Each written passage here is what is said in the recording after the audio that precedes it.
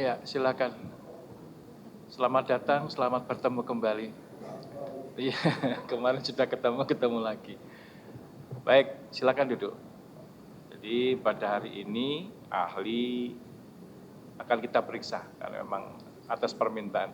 Bisa diserahkan identitas sama CV ahli? Ada? Bukan sudah diserahkan?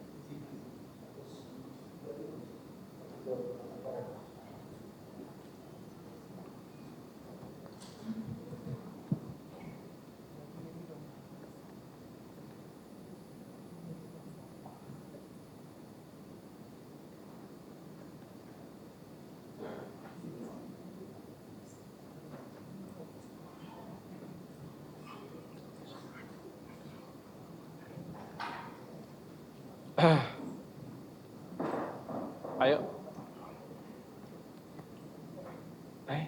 Ya, silakan duduk. Baik, akan saya langsung tanyakan ya, ahli.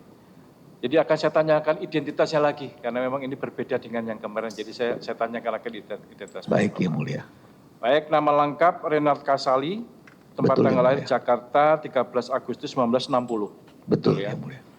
Jenis kelamin laki-laki, alamat apartemen Syahid Sudirman, residen unit 12C, RT RW 013-011, Kelurahan atau Desa Karet Tengsin, Kecamatan Tanah Abang, Jakarta Pusat, Provinsi DKI Jakarta. Benar, Betul Yang Mulia. ya.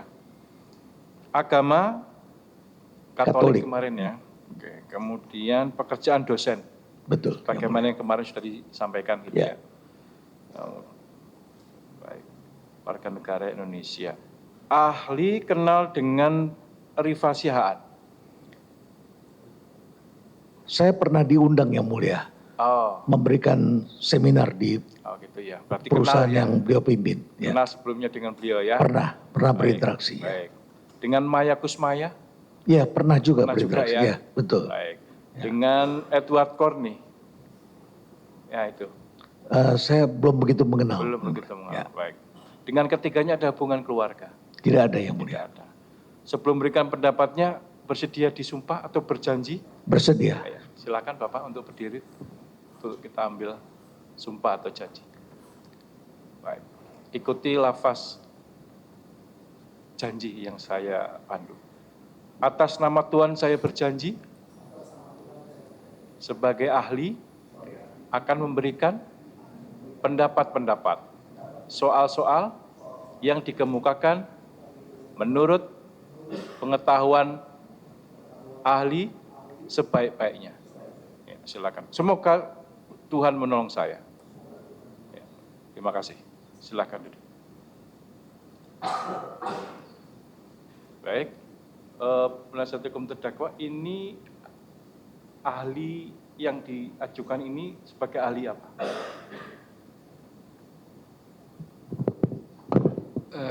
Ahli akan memberikan pendapat yang sebaik-baiknya yang berkaitan dengan bisnis dan kemarin itu apa? Ekonomi manajemen. bisnis ya kemarin itu ya. Sehubungan dengan ekonomi bisnis keahlian beliau ini ya. Ya. Gitu ya. Kemudian di persidangan juga sudah disampaikan CV dari ahli. Saya kira tidak perlu kami bacakan atau saya tanyakan lagi karena ini sudah saya kira sudah cukup benar. Baik. Ini mau langsung ditanyakan atau bagaimana? Ini masih waktunya.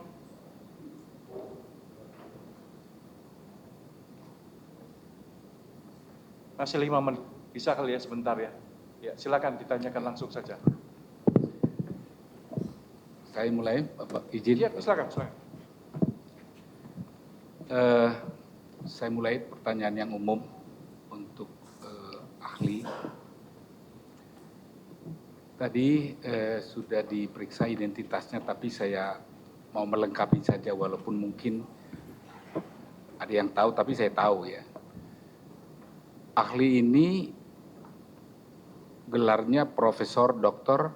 Renald Kasali, ada di belakangnya lagi ya, SE, apa lagi? Saya jarang mencantumkan yang di belakang lagi, tapi saya memperoleh S1 dari Fakultas Ekonomi Universitas Indonesia, mempelajari manajemen dan bisnis. S2 saya di Amerika Bisnis, dan strategi, kemudian program doktoral saya economics. Baik. Dan mengajar di Fakultas Ekonomi dan Bisnis Universitas Indonesia. Ya. Selain di UI, di mana lagi? Saya juga menjadi dosen di Sespim dan Sespim Polri, ya, dan juga menerima undangan-undangan dari lembaga-lembaga pemerintah serta perusahaan swasta. Pernah juga diundang oleh kejaksaan misalnya atau kehakiman? Pernah bahkan di lembaga pelatihannya di daerah Megamendung itu. Megamendung itu polisi kalau nggak salah. Apa ada bukan Megamendung, di Ciawi atas sedikit begitu. Oh, itu kehakiman. Mahkamah Oh, Agung. kehakiman. Tapi kejaksaan juga saya pernah diundang beberapa kali. Pernah juga. Ya. Jadi memberikan pelatihan kepolisian, kejaksaan dan Ya, hakim juga. dan beberapa kali konsultasi sebagai komisaris di BUMN dengan Jamdatun. Saya pernah berkonsultasi beberapa kali. Dan juga konsultan untuk BUMN. Ya. Konsultasi di bidang apa? Di bidang bisnis strategi, marketing. Ya. Baik. Sejauh ini udah berkarir berapa lama di bidang keahlian yang disebutkan itu tadi? Saya berkarir sejak tahun 1985. Jadi tahun 86 saya sudah menjadi konsultan. Ya, bahkan tahun 2000-an awal setelah saya kembali dari Amerika, saya pernah menjadi orang yang mendorong Pertamina melakukan transformasi, dan saya kemarin sudah menunjukkan pada Yang Mulia mengenai buku yang saya tulis, yaitu Mutasi DNA Powerhouse, atas permintaan direktur utamanya pada saat itu Pak Ari Sumarno. Jadi saya mendorong terjadi transformasi dan terus menerus sampai kemudian Pertamina juga menggandeng beberapa lembaga internasional. Jadi pada saat itu kami mengeluarkan konsep bahwa Pertamina harus melakukan cara-cara baru. Jadi ahli juga akrab atau mengetahui secara lebih dekat Pertamina tadi pada masa Dirut Ari Sumarno. Ya. Berapa lama? Cukup lama? Oh, sangat lama. Selama masa periode beliau itu saya mendampingi, juga pada waktu Ibu Karen juga saya pernah mendampingi, karena konsultan internasional itu tidak dimengerti di Indonesia, terlalu teknis dan banyak istilah-istilah asing yang tidak dipahami oleh para eksekutif Indonesia pada saat itu. Jadi saya dibutuhkan dan kemudian saya diminta untuk memanggil pimpinan-pimpinan dari McKinsey untuk kemudian menafsirkan apa yang mereka sampaikan, karena banyak istilah-istilah teknis yang sebelum tidak dikenal. Tapi bagi kami orang bisnis adalah hal yang biasa. Baik. Jadi dalam rangka bisnis manajemen itu ya? Ya, dan juga transformasi Pertamina. Dan transformasi Pertamina, ya, ahli mendampingi. Ya. Kalau dari segi waktu cukup lama nggak itu? Bulanan, harian? Oh, itu sampai sekitar 3 tahun. Sampai 3 tahun ya. Bahkan saya sempat melakukan riset di Singapura terkait dengan trading company, yang untuk melihat bagaimana DNA dari trading company yang harusnya diterapkan. Dan dari situlah kemudian dilakukan perbaikan-perbaikan dan permajaan sampai kemudian mendapatkan eksekutif yang seperti sekarang. Kalau dulu eksekutifnya itu tua-tua semua. Ya, tua-tua semua, berjarak, birokratik, itu DNA-nya yang saya tulis dalam buku itu. Tapi kemudian kami sarankan agar rekrut yang muda-muda dan terapkan praktek bisnis. Karena pada waktu itu masih ingat logonya Pertamina itu kuda laut.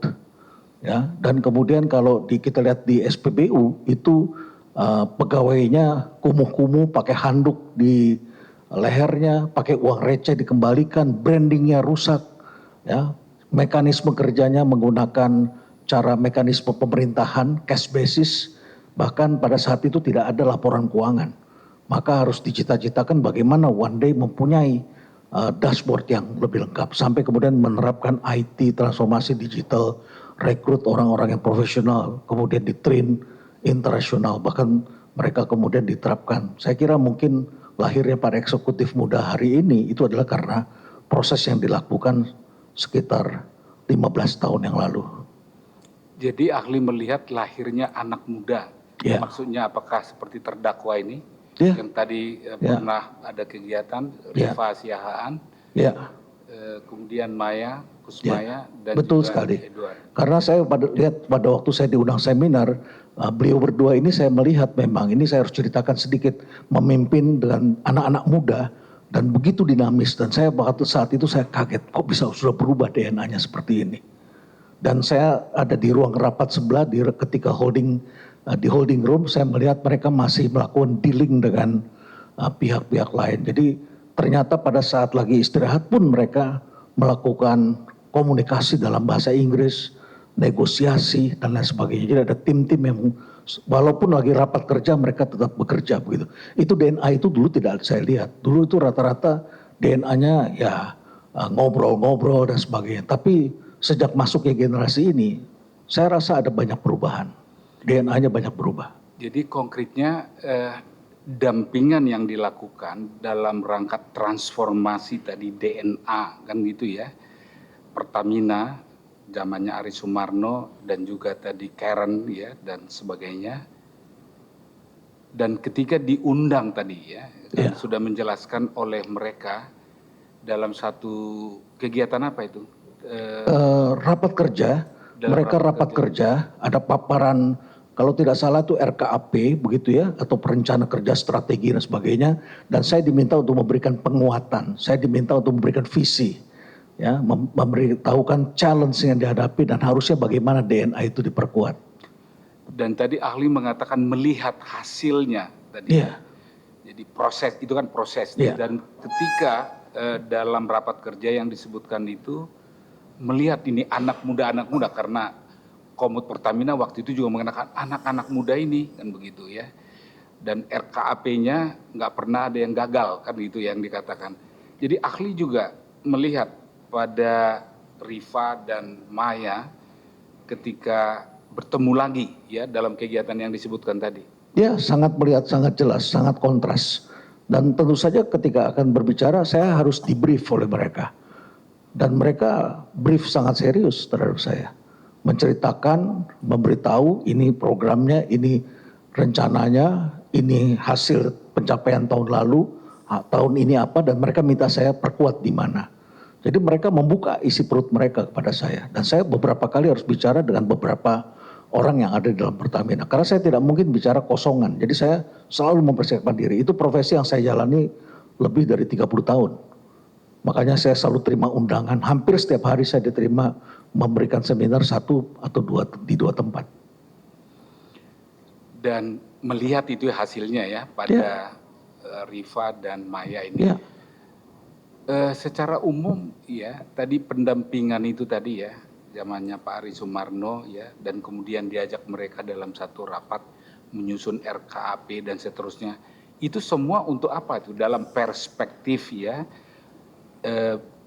PPN ya Pertamina Patraniaga di mana mereka sebagai direksi ya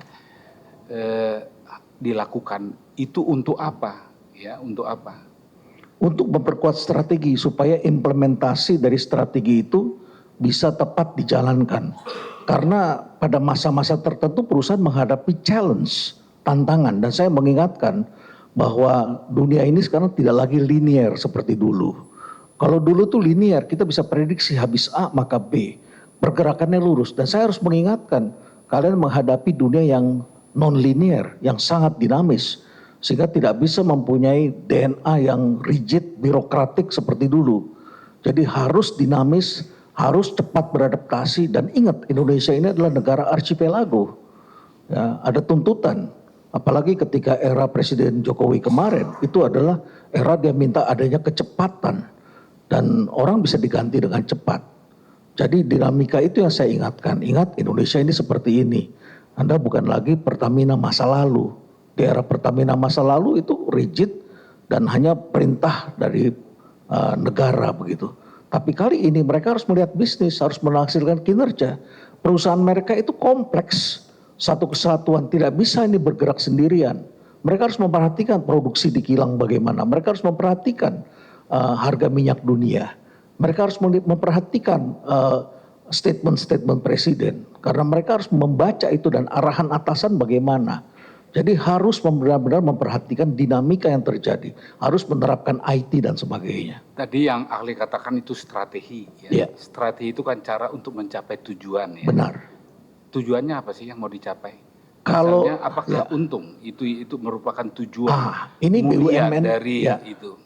Tentu BUMN harus mencapai keuntungan. Tetapi itu bukan satu-satunya capaian. Ini uniknya BUMN. Kalau saya di swasta, saya cuma bilang, sudah kejar keuntungan, efisien. Tapi BUMN itu direksi akan dipecat, diganti kalau mereka tidak menjaga stabilitas harga, menaikkan harga sembarangan, tidak bisa. Mereka harus melihat keadaan di lapangan seperti apa. Mereka harus menyesuaikan diri, mereka harus melakukan kontribusi sosial. Mereka harus memperhatikan keseluruhan bisnis ini. Karena Pertamina ini dulu pernah mau dipecah oleh IMF pada waktu dipimpin Pak Ari itu. Pak Ari menunjukkan surat pada saya, ini ada surat ya, Pertamina akan dipecah karena terlalu besar. Makanya yang dipecah baru dengan regulatornya yang dilepas. Makanya lahirlah SKK Migas, ya, hulu hilir dan sebagainya. Itu regulator itu dipisahkan. Ini harus berperan sebagai bisnis, tetapi juga harus menjaga keseimbangan. Bagaimana memberikan keuntungan bagi negara. Nah, keuntungan bagi negara itu bisa tampak pada kestabilan harga, ketersediaan barang, ya, efisiensi dan seterusnya. Jadi keuntungan ya kalau bisnis ya perusahaan bisnis biasa keuntungan. Tapi kalau BUMN ada beban tadi. Ada beban. Yang disebutkan itu tadi artinya lebih berat lagi. Ya. Jadi kalau mereka berhasil ya menerapkan strategi dan bisa mencapai ini, maka mereka adalah putra-putra terbaik dong tentunya. Ya, ya seperti itu. Begitu ya. Ya. Dan mereka ini juga mengamankan orang-orang yang berkegiatan di hulu. Karena hulu itu kan eksplorasi, menghasilkan minyak. Bagaimana hasil minyaknya ini mereka bisa kelola di sini. Dan tentu saja mereka juga harus melihat teman-teman di kilang, apa objektifnya di kilang. Karena ini satu kesatuan semua Pertamina, walaupun mereka berada pada holding yang lain lagi di sini.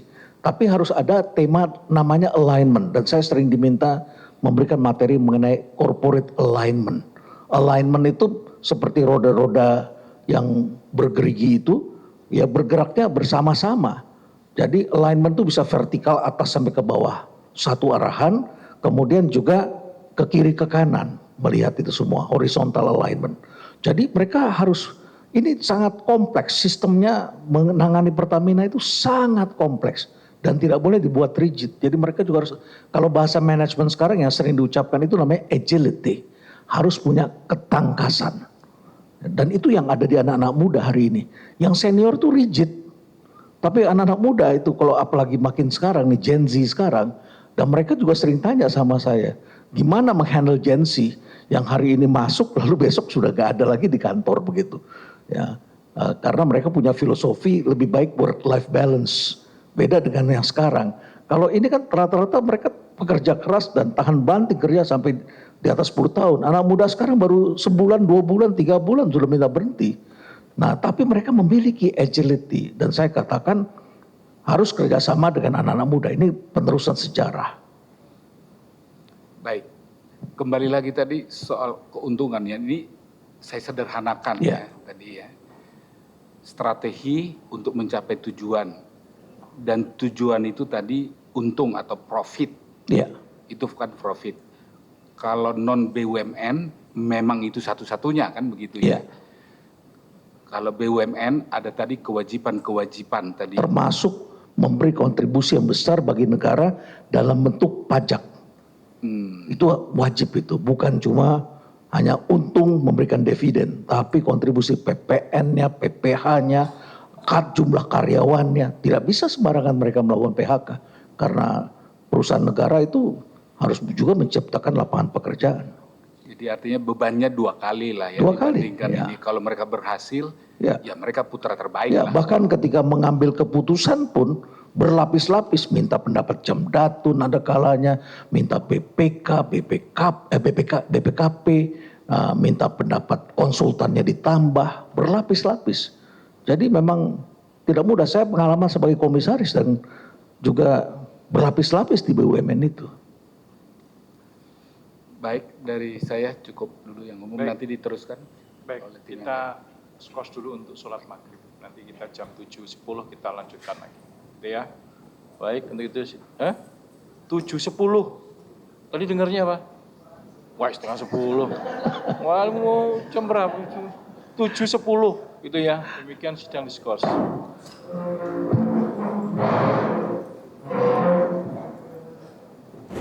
Selamat.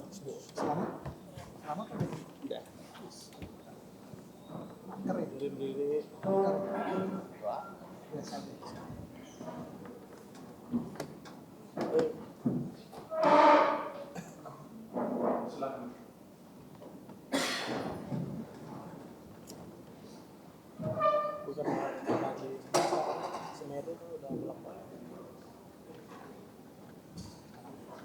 Kagak.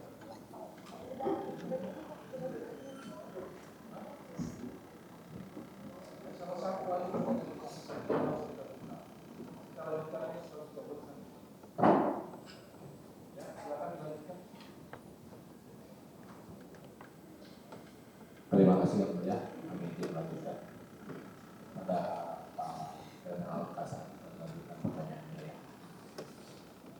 Pak Renal Hasan itu tentunya sudah tetap cukup lama di bidang bisnis ya, prakteknya maupun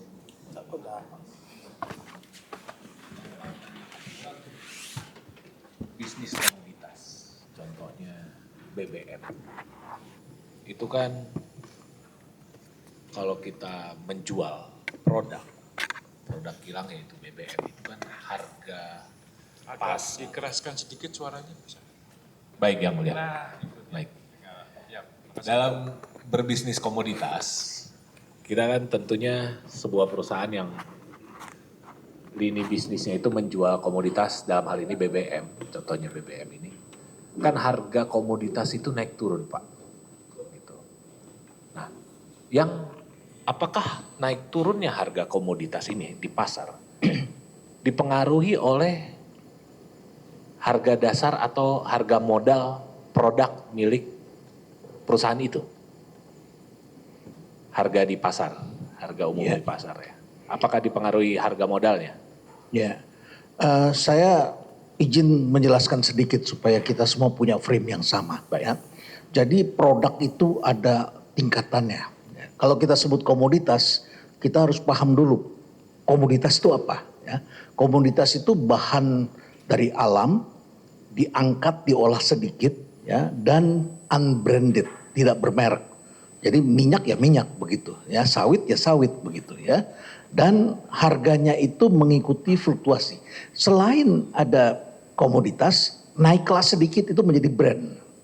Ya, jadi misalnya Anda jual minyak di SPBU itu namanya adalah minyaknya mereknya Pertamina, mereknya Shell dan sebagainya. Kalau itu ya, kalau produk yang levelnya lebih tinggi lagi yang sudah olahan seperti kita di supermarket, itu harganya bisa stabil karena dikontrol oleh pemilik dan dia bangun image.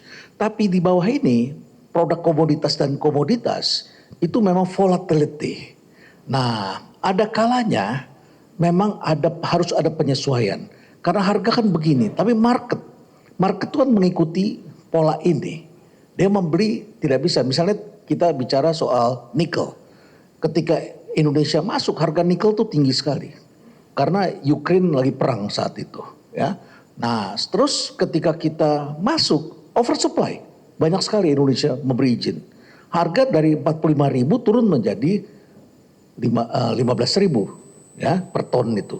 Jauh sekali turunnya. Nah, sekarang kalau misalnya kita punya modalnya atau bukan modal lah ya.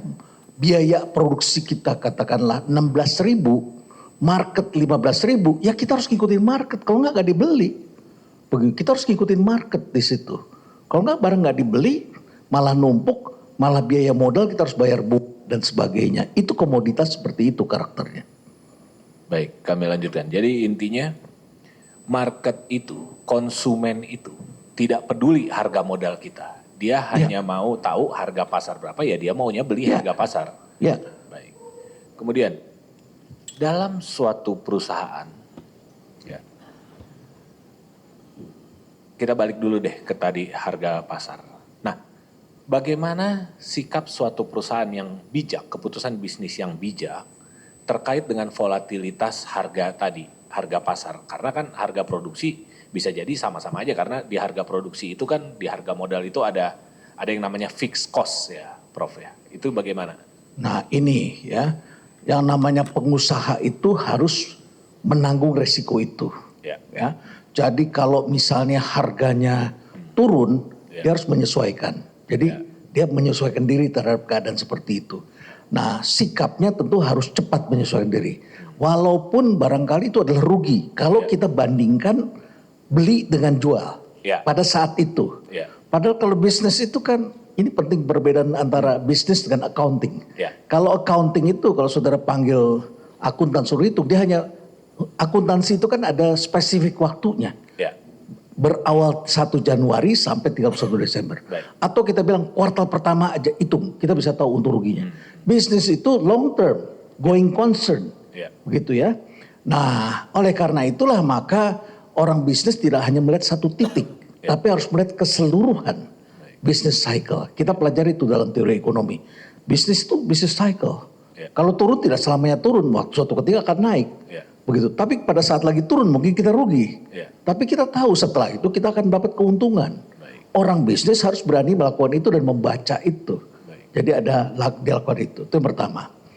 Yang kedua, supaya kita aman, maka kita harus komoditas nih, ya. Supaya kita aman, kita melakukan pencegahan risiko, di hedging, ya, karena ini import atau barang dunia gitu ya. Atau yang kedua adalah kontraknya harus jangka panjang. Ya, kontrak jangka panjang pada saat kita kontrak harga sekian, ya, begitu jalan harganya kemudian turun, kita tanggung, padahal kita belinya dengan harga sekian. Tapi bisa jadi juga harga naik, kita bisa untung. Sepanjang kontrak itu ya sepanjang. Hampir semua komoditas kalau itu bersifat business to business beda dengan business to consumers. Business to business itu pembelian dipakai untuk industri. Kalau kita membeli untuk konsumsi itu namanya retail. Konsumen masing-masing, saudara beli kopi di depan tuh retail gitu ya. Nah business to business hampir semuanya itu kontrak jangka panjang. Baik, jadi maksudnya dalam kontrak jangka panjang itu, misal nih namanya kontrak jual komoditas kan kontraknya pokoknya harga pasar dunia per konsumen request kirim dalam kontrak yang panjang itu harga pasar dunia plus sekian. Nah dalam perjalanannya kan bisa jadi formula harga itu bisa jadi suatu hari di bawah modal, bisa jadi di atas modal. Itu wajar dalam bisnis komoditas. Sangat normal. Sangat normal. Makanya orang di Sumatera itu senang kalau harga karet lagi naik. Ya, calon presiden itu bisa tidak terpilih kalau harga karet turun di sana. Gitu. Para petani tidak dapat harga yang bagus. Ya, tapi itulah resiko pedagangnya dan sebagainya. Sehingga petani harus jual tetap dengan harga walaupun rugi. Jadi petani sawah pun padi juga begitu. Makanya ada kalanya padi itu tidak dipanen sama orang. Karena ongkosnya lebih besar. Begitu. Jadi sangat wajar bahwa harga itu bisa seperti itu. Dan ketika kita berbisnis seperti itu ya memang mainannya ya ada unsur spekulasinya. Ada hal seperti itu yang harus kita hadapi. Ya, nature dari bisnis komoditas seperti itu juga dihadapi oleh BUMN atau hanya bisnis swasta saja yang seperti itu, Prof? Oh semuanya, sama saja. Ya, sama saja. Makanya seringkali BUMN yang rigid itu kemudian berakhir dengan kematian.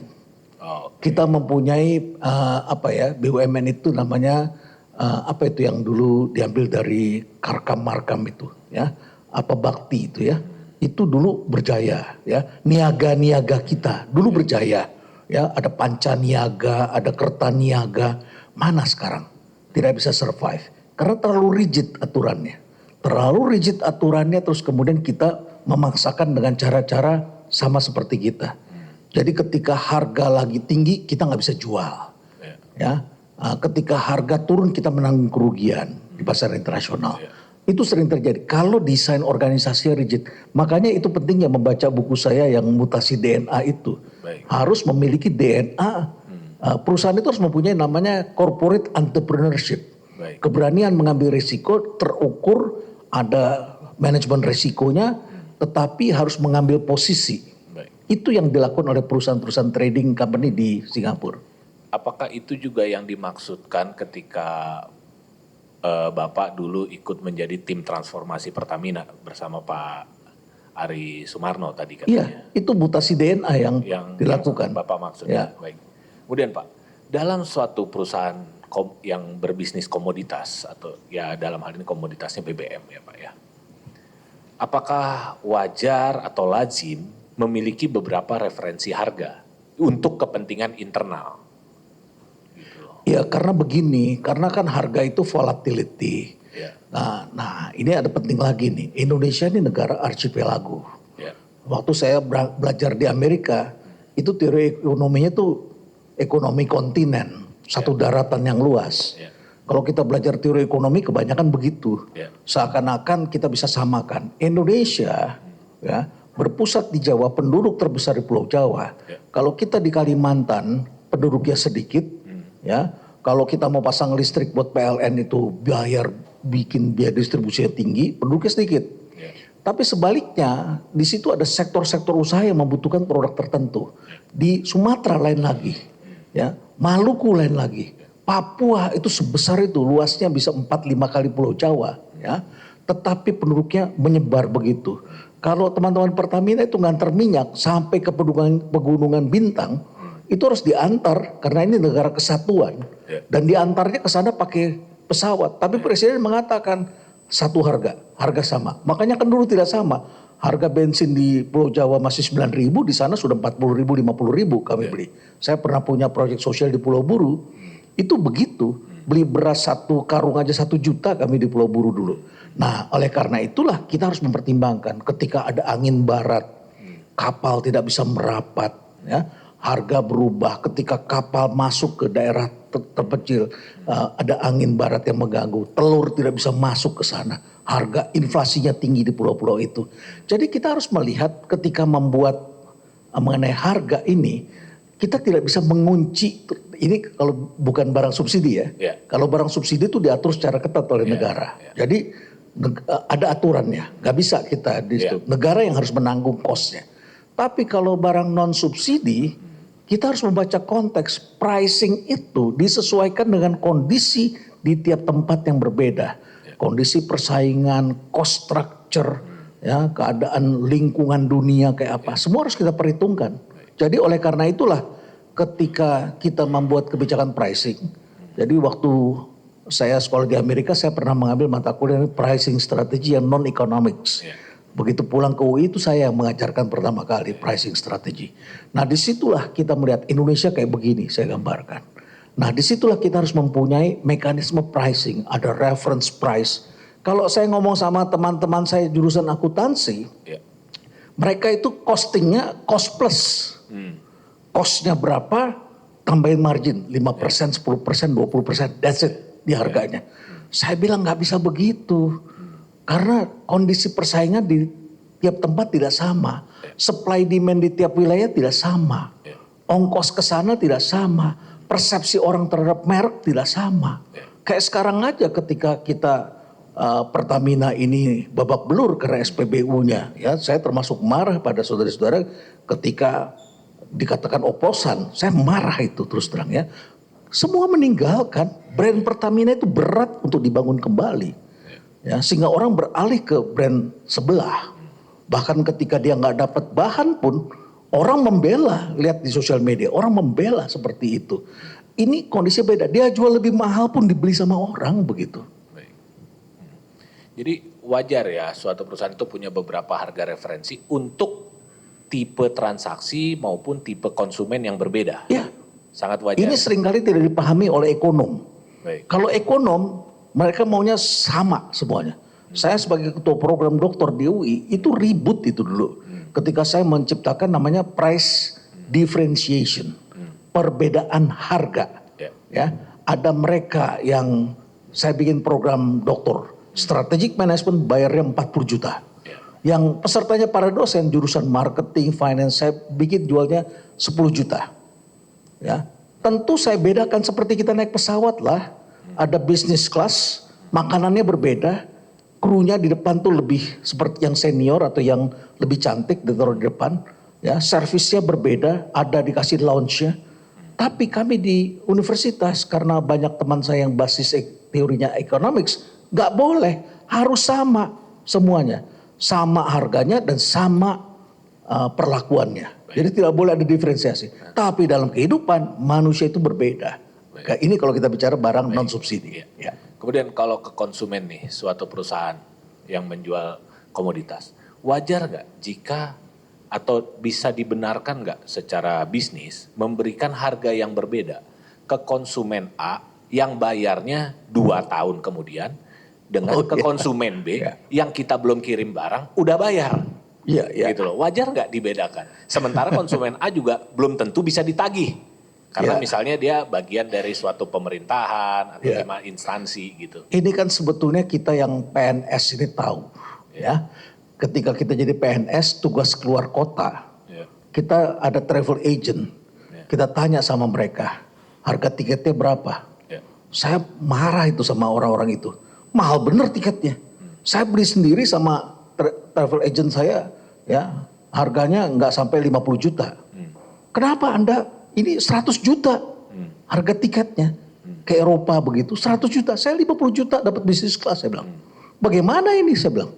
Ya, saya sudah menduga kalian main nih. Apa kata teman-teman di kementerian? Saya kan pernah menjadi pejabat eselon 1 di Kementerian Perdagangan. Ya, kira-kira 20 tahun yang lalu. Ya, kepala Badan Pengembangan Ekspor Nasional di sana.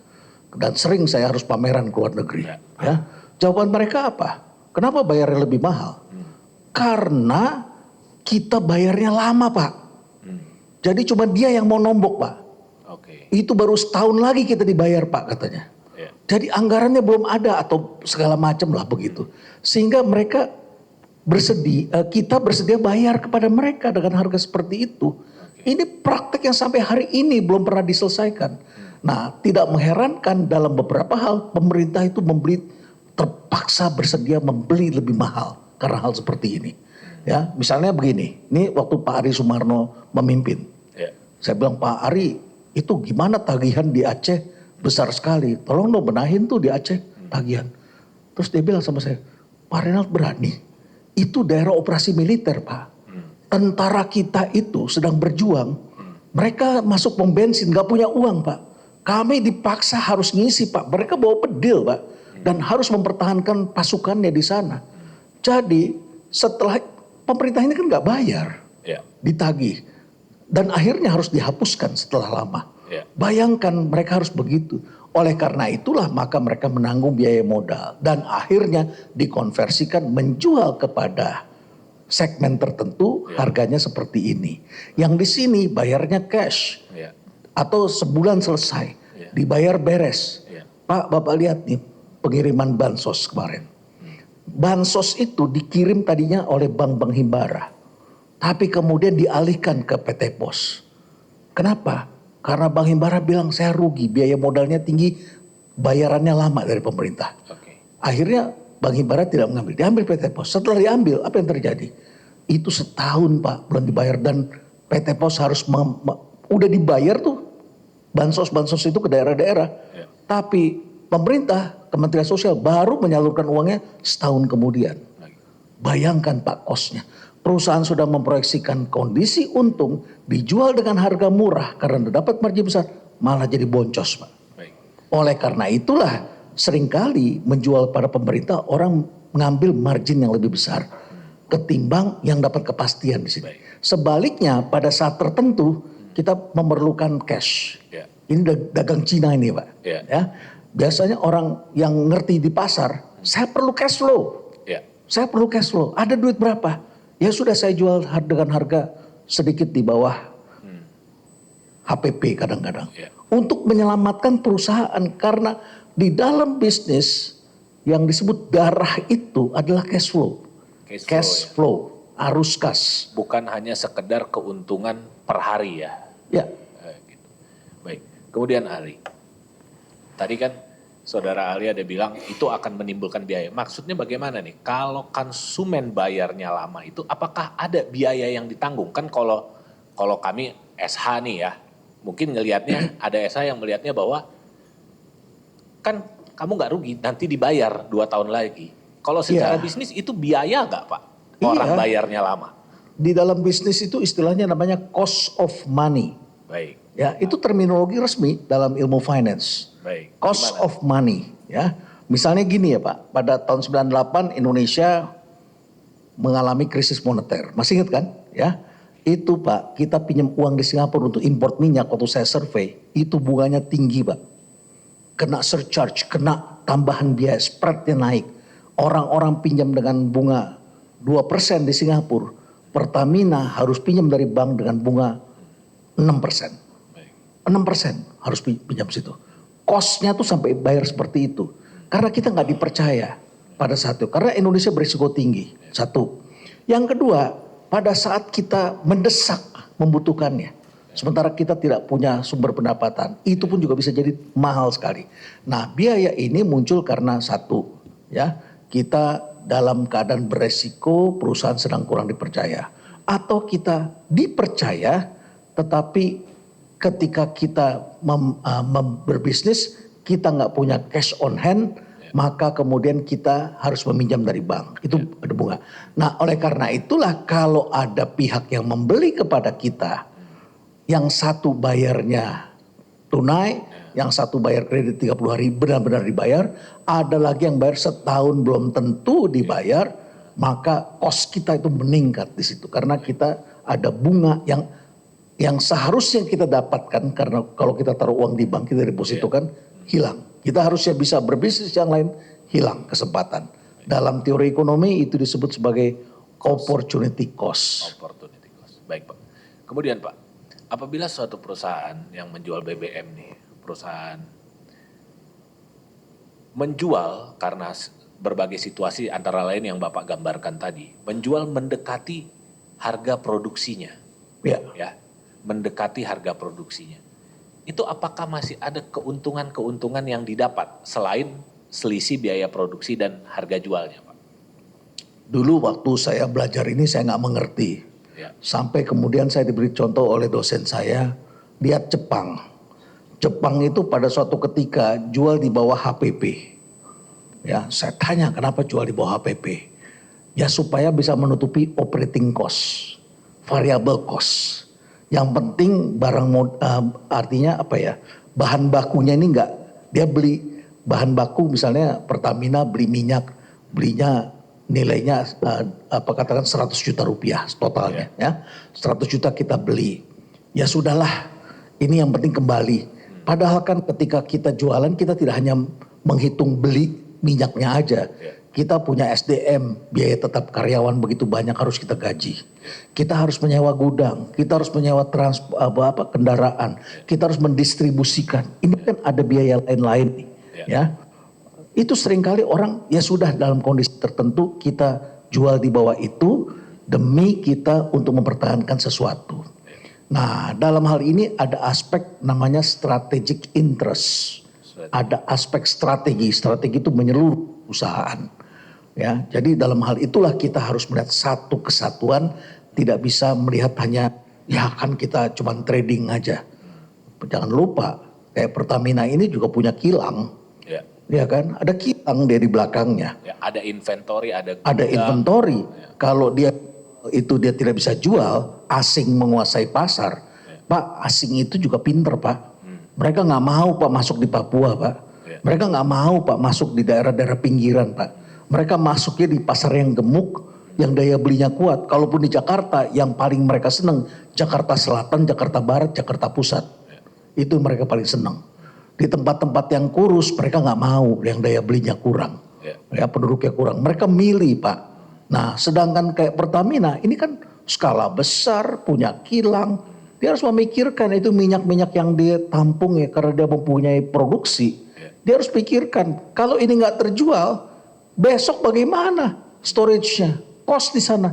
Jadi teman-teman di unit lain ngomel sama mereka, direksinya di holding akan mengganti mereka. Pasti mereka akan diganti. Jadi ada strategic interest di sini yang juga mereka harus masukkan ke dalam RKAP. Mereka harus lihat. Jadi bisa jadi suatu ketika ya sudah kali ini kita lakukan ini daripada kita jual ke luar negeri dengan biaya lebih besar, ruginya lebih besar lagi. Stok menumpuk, dunia berubah, kita lebih celaka lagi. Jadi mereka harus melakukan sesuatu. Inilah aspek strategi. Tapi setelah itu mereka harus cari dapat profitnya dari mana.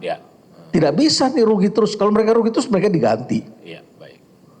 Jadi wajar saja dilakukan hal seperti itu demi menghindari kerugian yang lebih besar bagi perusahaan ya Pak. Ya. Mungkin saya bisa tunjukkan slide-nya. Ya. Baik. Mohon izin yang mulia, boleh saya menunjukkan slide. Ini ada beberapa pilihan harga. Ya. Coba di show. Oke, ya. Jadi ini kondisinya ya. Bisa kita lihat di sini pada suatu ketika ini harga penuh nih ke atas. Di bawah itu ada MOPS. MOPS itu artinya Means of Platts Singapura. Platts itu adalah lembaga riset di Singapura yang mengumpulkan data setiap hari. Ya, waktu saya riset di sana saya datangi itu Platts itu. Supply demand-nya berapa, mereka punya simulasinya, hari ini harganya berapa. Harga di Singapura. Kalau di Dubai lain lagi, mereka punya MOP Dubai. Jadi bukan S Singapura tapi Dubai. Ya, ada lagi Hong Kong untuk regional daerah tertentu. Nah Indonesia itu acuannya itu kalau di Pertamina itu ya pada saat itu saya nggak tahu di undang-undang atau di mana. Ya itu pakainya MOPS. MOPS plus alfa. Alfa itu pemerintah menggaranti keuntungan pada Pertamina ya untuk menutupi biaya operasional dan lain sebagainya. Dikasih alfa. Oke. Nah, terus Pertamina mau jual. Kan kalau dia jual hanya udah dia retail, dia bangun branding pada swasta nih, ya. Dia harus punya strategi, bisa jual yang tertinggi itu di atas. Harga jual keekonomian, ya. Bottom price plus alpha. Nah, saya ingin agar teman-teman di sini clear. Ini selalu confuse masyarakat. Price itu selalu disamakan dengan cost. Beda. Yang namanya cost is cost, biaya. Ya, harga jual itu harga. Jadi kalau disebut bottom price itu adalah harga referensi. Untuk mengamankan dan menjadi tata kelola di perusahaan karena harga volatility dan kondisi di lapangan berbeda-beda, teman-teman silahkan mengatur harga tergantung kondisi di lapangan. Ya, kompetisinya bagaimana di sana. Bisa membuat harga namanya bottom price. Seringkali kita jadi confused, bottom price itu seakan-akan HPP. Bukan. Bottom price adalah harga referensi. Ya. Nah, di bawah bottom price pun kita masih bisa untung karena pemerintah kasih kita MOPS plus alpha. Kita masih bisa cari untung di atas sana. Misalnya saudara mau di Papua. Kompetitor gak mau masuk ke sana. Marketnya terlalu kecil. Ya. Tapi di sana ada industri strategis. Ya, ada industri strategis. Katakanlah perkebunan sagu, perkebunan sawit, food estate atau ada industri tertentu di sana. Tambang nikel di Maluku. Kompetitor cuman satu, ngapain saya masuk? Saya pengen yang lebih besar. Anda masuk ke sana. Harganya jangan bottom price tuh, kasih harga premium. Ya kan di sana nggak ada kompetitor, lawan nggak ada yang mau masuk. Tapi ketika Anda masuk ke satu daerah, misalnya Anda masuk di mana ya yang banyak tambangnya itu, ya industri tambang, Kalimantan katakanlah, ya batu bara begitu banyak, mereka butuh energi, ya kompetitor banyak, permintaan banyak, Pak semua orang rebutan Pak di situ. Nah kondisi Anda di situ, Anda harus mainkan, cari, negosiasi. Mereka bilang kalau Bapak nggak mau, saya pindah ke AKR, saya pindah ke yang lain, Shell dan sebagainya. Mereka mau kok kasih saya harga segini. Anda bilang ya udahlah, mereka kasih harga berapa? Kita ayo tender atau bagaimana prosesnya? Long term, jangka panjang. Ya, dikunci di sana. Mereka kan juga perlu kepastian berusaha, Pak. Ya mereka punya alat-alat, punya monitor. Mereka kita butuh mengikuti kepastian pasokannya ya. Kepastian pasokan dan sebagainya. Mereka pilih Pertamina karena Pertamina punya jaminan pasokan di Indonesia. Asal harga Anda sedikit lebih ringan di situ begitu ya. Itu sudah cukup untung bottom price. Bahkan ada lagi yang sampai cost of product ditambah OPEX bisa sampai di sana ya. Jadi ya yang Kalau teman-teman pandai, ya dia bermainlah antar harga premium dengan bottom price ke bawah sedikit begitu. Nah inilah yang membuat organisasi bisa selamat dalam jangka panjang. Saudara harus beradaptasi. Bahasa manajemen yang terkenal abad ini itu adalah agility, ketangkasan, adaptasi. Ya, tentu ada peraturan perusahaan internal, harus diatur tuh. Dilihat aja ada aturannya apa enggak. Ini boleh begini. Tapi bottom price bukannya cost. Itu sudah di atas cost. Jadi harga referensi saudara bisa bertarung gunakan ini. Lihat kondisi di lapangan. Kalau persaingan ketat, harga saudara nggak bisa maksimum. Tapi kalau tidak ada persaingan, saudara charge ke maksimum. Nah, direksi mengatur nih, ya, mengatur.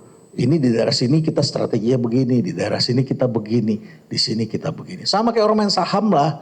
Ya, saya ambil saham yang fundamentalnya kuat 50%. Saya punya share saya beli saham gitu. Nanti kalau yang spekulasi saya ambil hanya 20%. Tiap orang kan lain-lain, itu strategi namanya. Baik, jadi dibenarkan secara bisnis strategi di market yang padat kita menurunkan harga, di market yang memang kita tidak ada saingan ya kita harganya bisa lebih tinggi ya. Begitulah rule of market. Market rule begitu. Memang seperti itu. Memang wajib seperti itu. Kalau enggak selamat organisasi itu ya. Semua BUMN banyak kan begitu, menyesuaikan seperti itu. Baik. Yang profesional ya. Baik. Kemudian dalam menentukan persaingan pasar nih, apakah bisa dengan mengetahui harga atau mempertimbangkan memberikan harga di suatu market, terutama market yang gemuk, yang banyak kompetitornya, wilayah yang banyak kompetitornya. Dibenarkan kita ada market intelligence, mencari tahu pesaing bagaimana, si konsumen ini dulu dapat harga dari kompetitor kita berapa, apakah itu juga bisa dijadikan acuan selain harga referensi dari yang bottom price tadi? Iya, tentu harus dilakukan itu. Memang harus dilakukan itu ya. Marketing intelligence adalah hal yang biasa dalam marketing. Baik. Kemudian, apakah dibenarkan secara bisnis, Prof, apabila harga juga ditentukan dari volume yang dipesan oleh konsumen? Iya. Gitu loh. Jadi bisa memberikan ke konsumen tertentu karena belinya banyak, bayarnya cepat, harganya jadi lebih murah daripada konsumen yang seperti tadi saya bilang, belinya nggak terlalu banyak, bayarnya bisa 2 tahun. Dan kita nggak punya saingan, nggak akan ada kompetitor yang bisa kasih konsumen ini term of payment yang sampai 2 tahun. Iya. Ya yang Anda sebutkan itu rule of market. Memang seperti itu. Memang aturan seperti di pasar, itu. ya. Saya kalau beli banyak ya saya minta diskonnya lebih besar. Saya minta harga yang lebih bagus begitu. Terus perusahaan menghitung, oh berarti saya dapat jaminan volume yang lebih besar. Produk bisa segera dikirim. Kan senang punya market yang besar, tapi margin tipis. Itu sudah hukum alam. Kalau kita lihat kurva penawaran secara teori, itu memang begitu. Kurva permintaan kan condong ke bawah. Begitu volumenya besar, harganya lebih turun, lebih rendah. Memang harus kita begitu. Nah, artinya kita bisa mendistribusikan fixed cost pada volume yang lebih besar. Sehingga margin kita menjadi lebih tipis. Kemudian Prof, ada lagi yang mau saya tanyakan.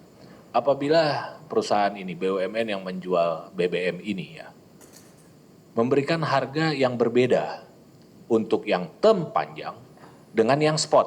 Oh iya. Yang spot dia maunya minimal bottom price. Ya. Kalau yang term ya udah harga pasar tiap delivery. Ya. Ditambah alfa, misalnya alfanya ini yang dinegosiasikan atau kecil karena belinya banyak, kontraknya panjang, bayarnya cepat dengan yang beli spot. Ya begitulah harusnya. Memang harus seperti itu. Begitu, saya sempat tanya juga, ngapain sih kamu perusahaan B2B, plan sudah bagus, kok masih ada beli spot gitu kan, saya sering tanya juga. Mereka bilang kadang-kadang kita kepepet Prof.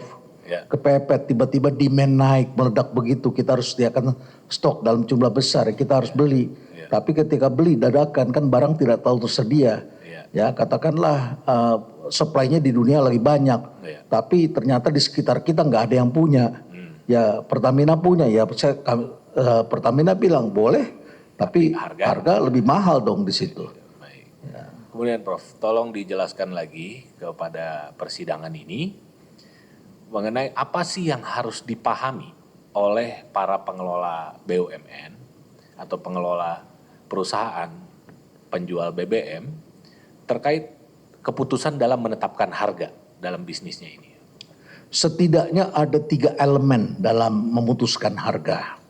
Ya, setiap eksekutif selalu memikirkan yang pertama adalah cost structure, ya, biaya yang dikeluarkan.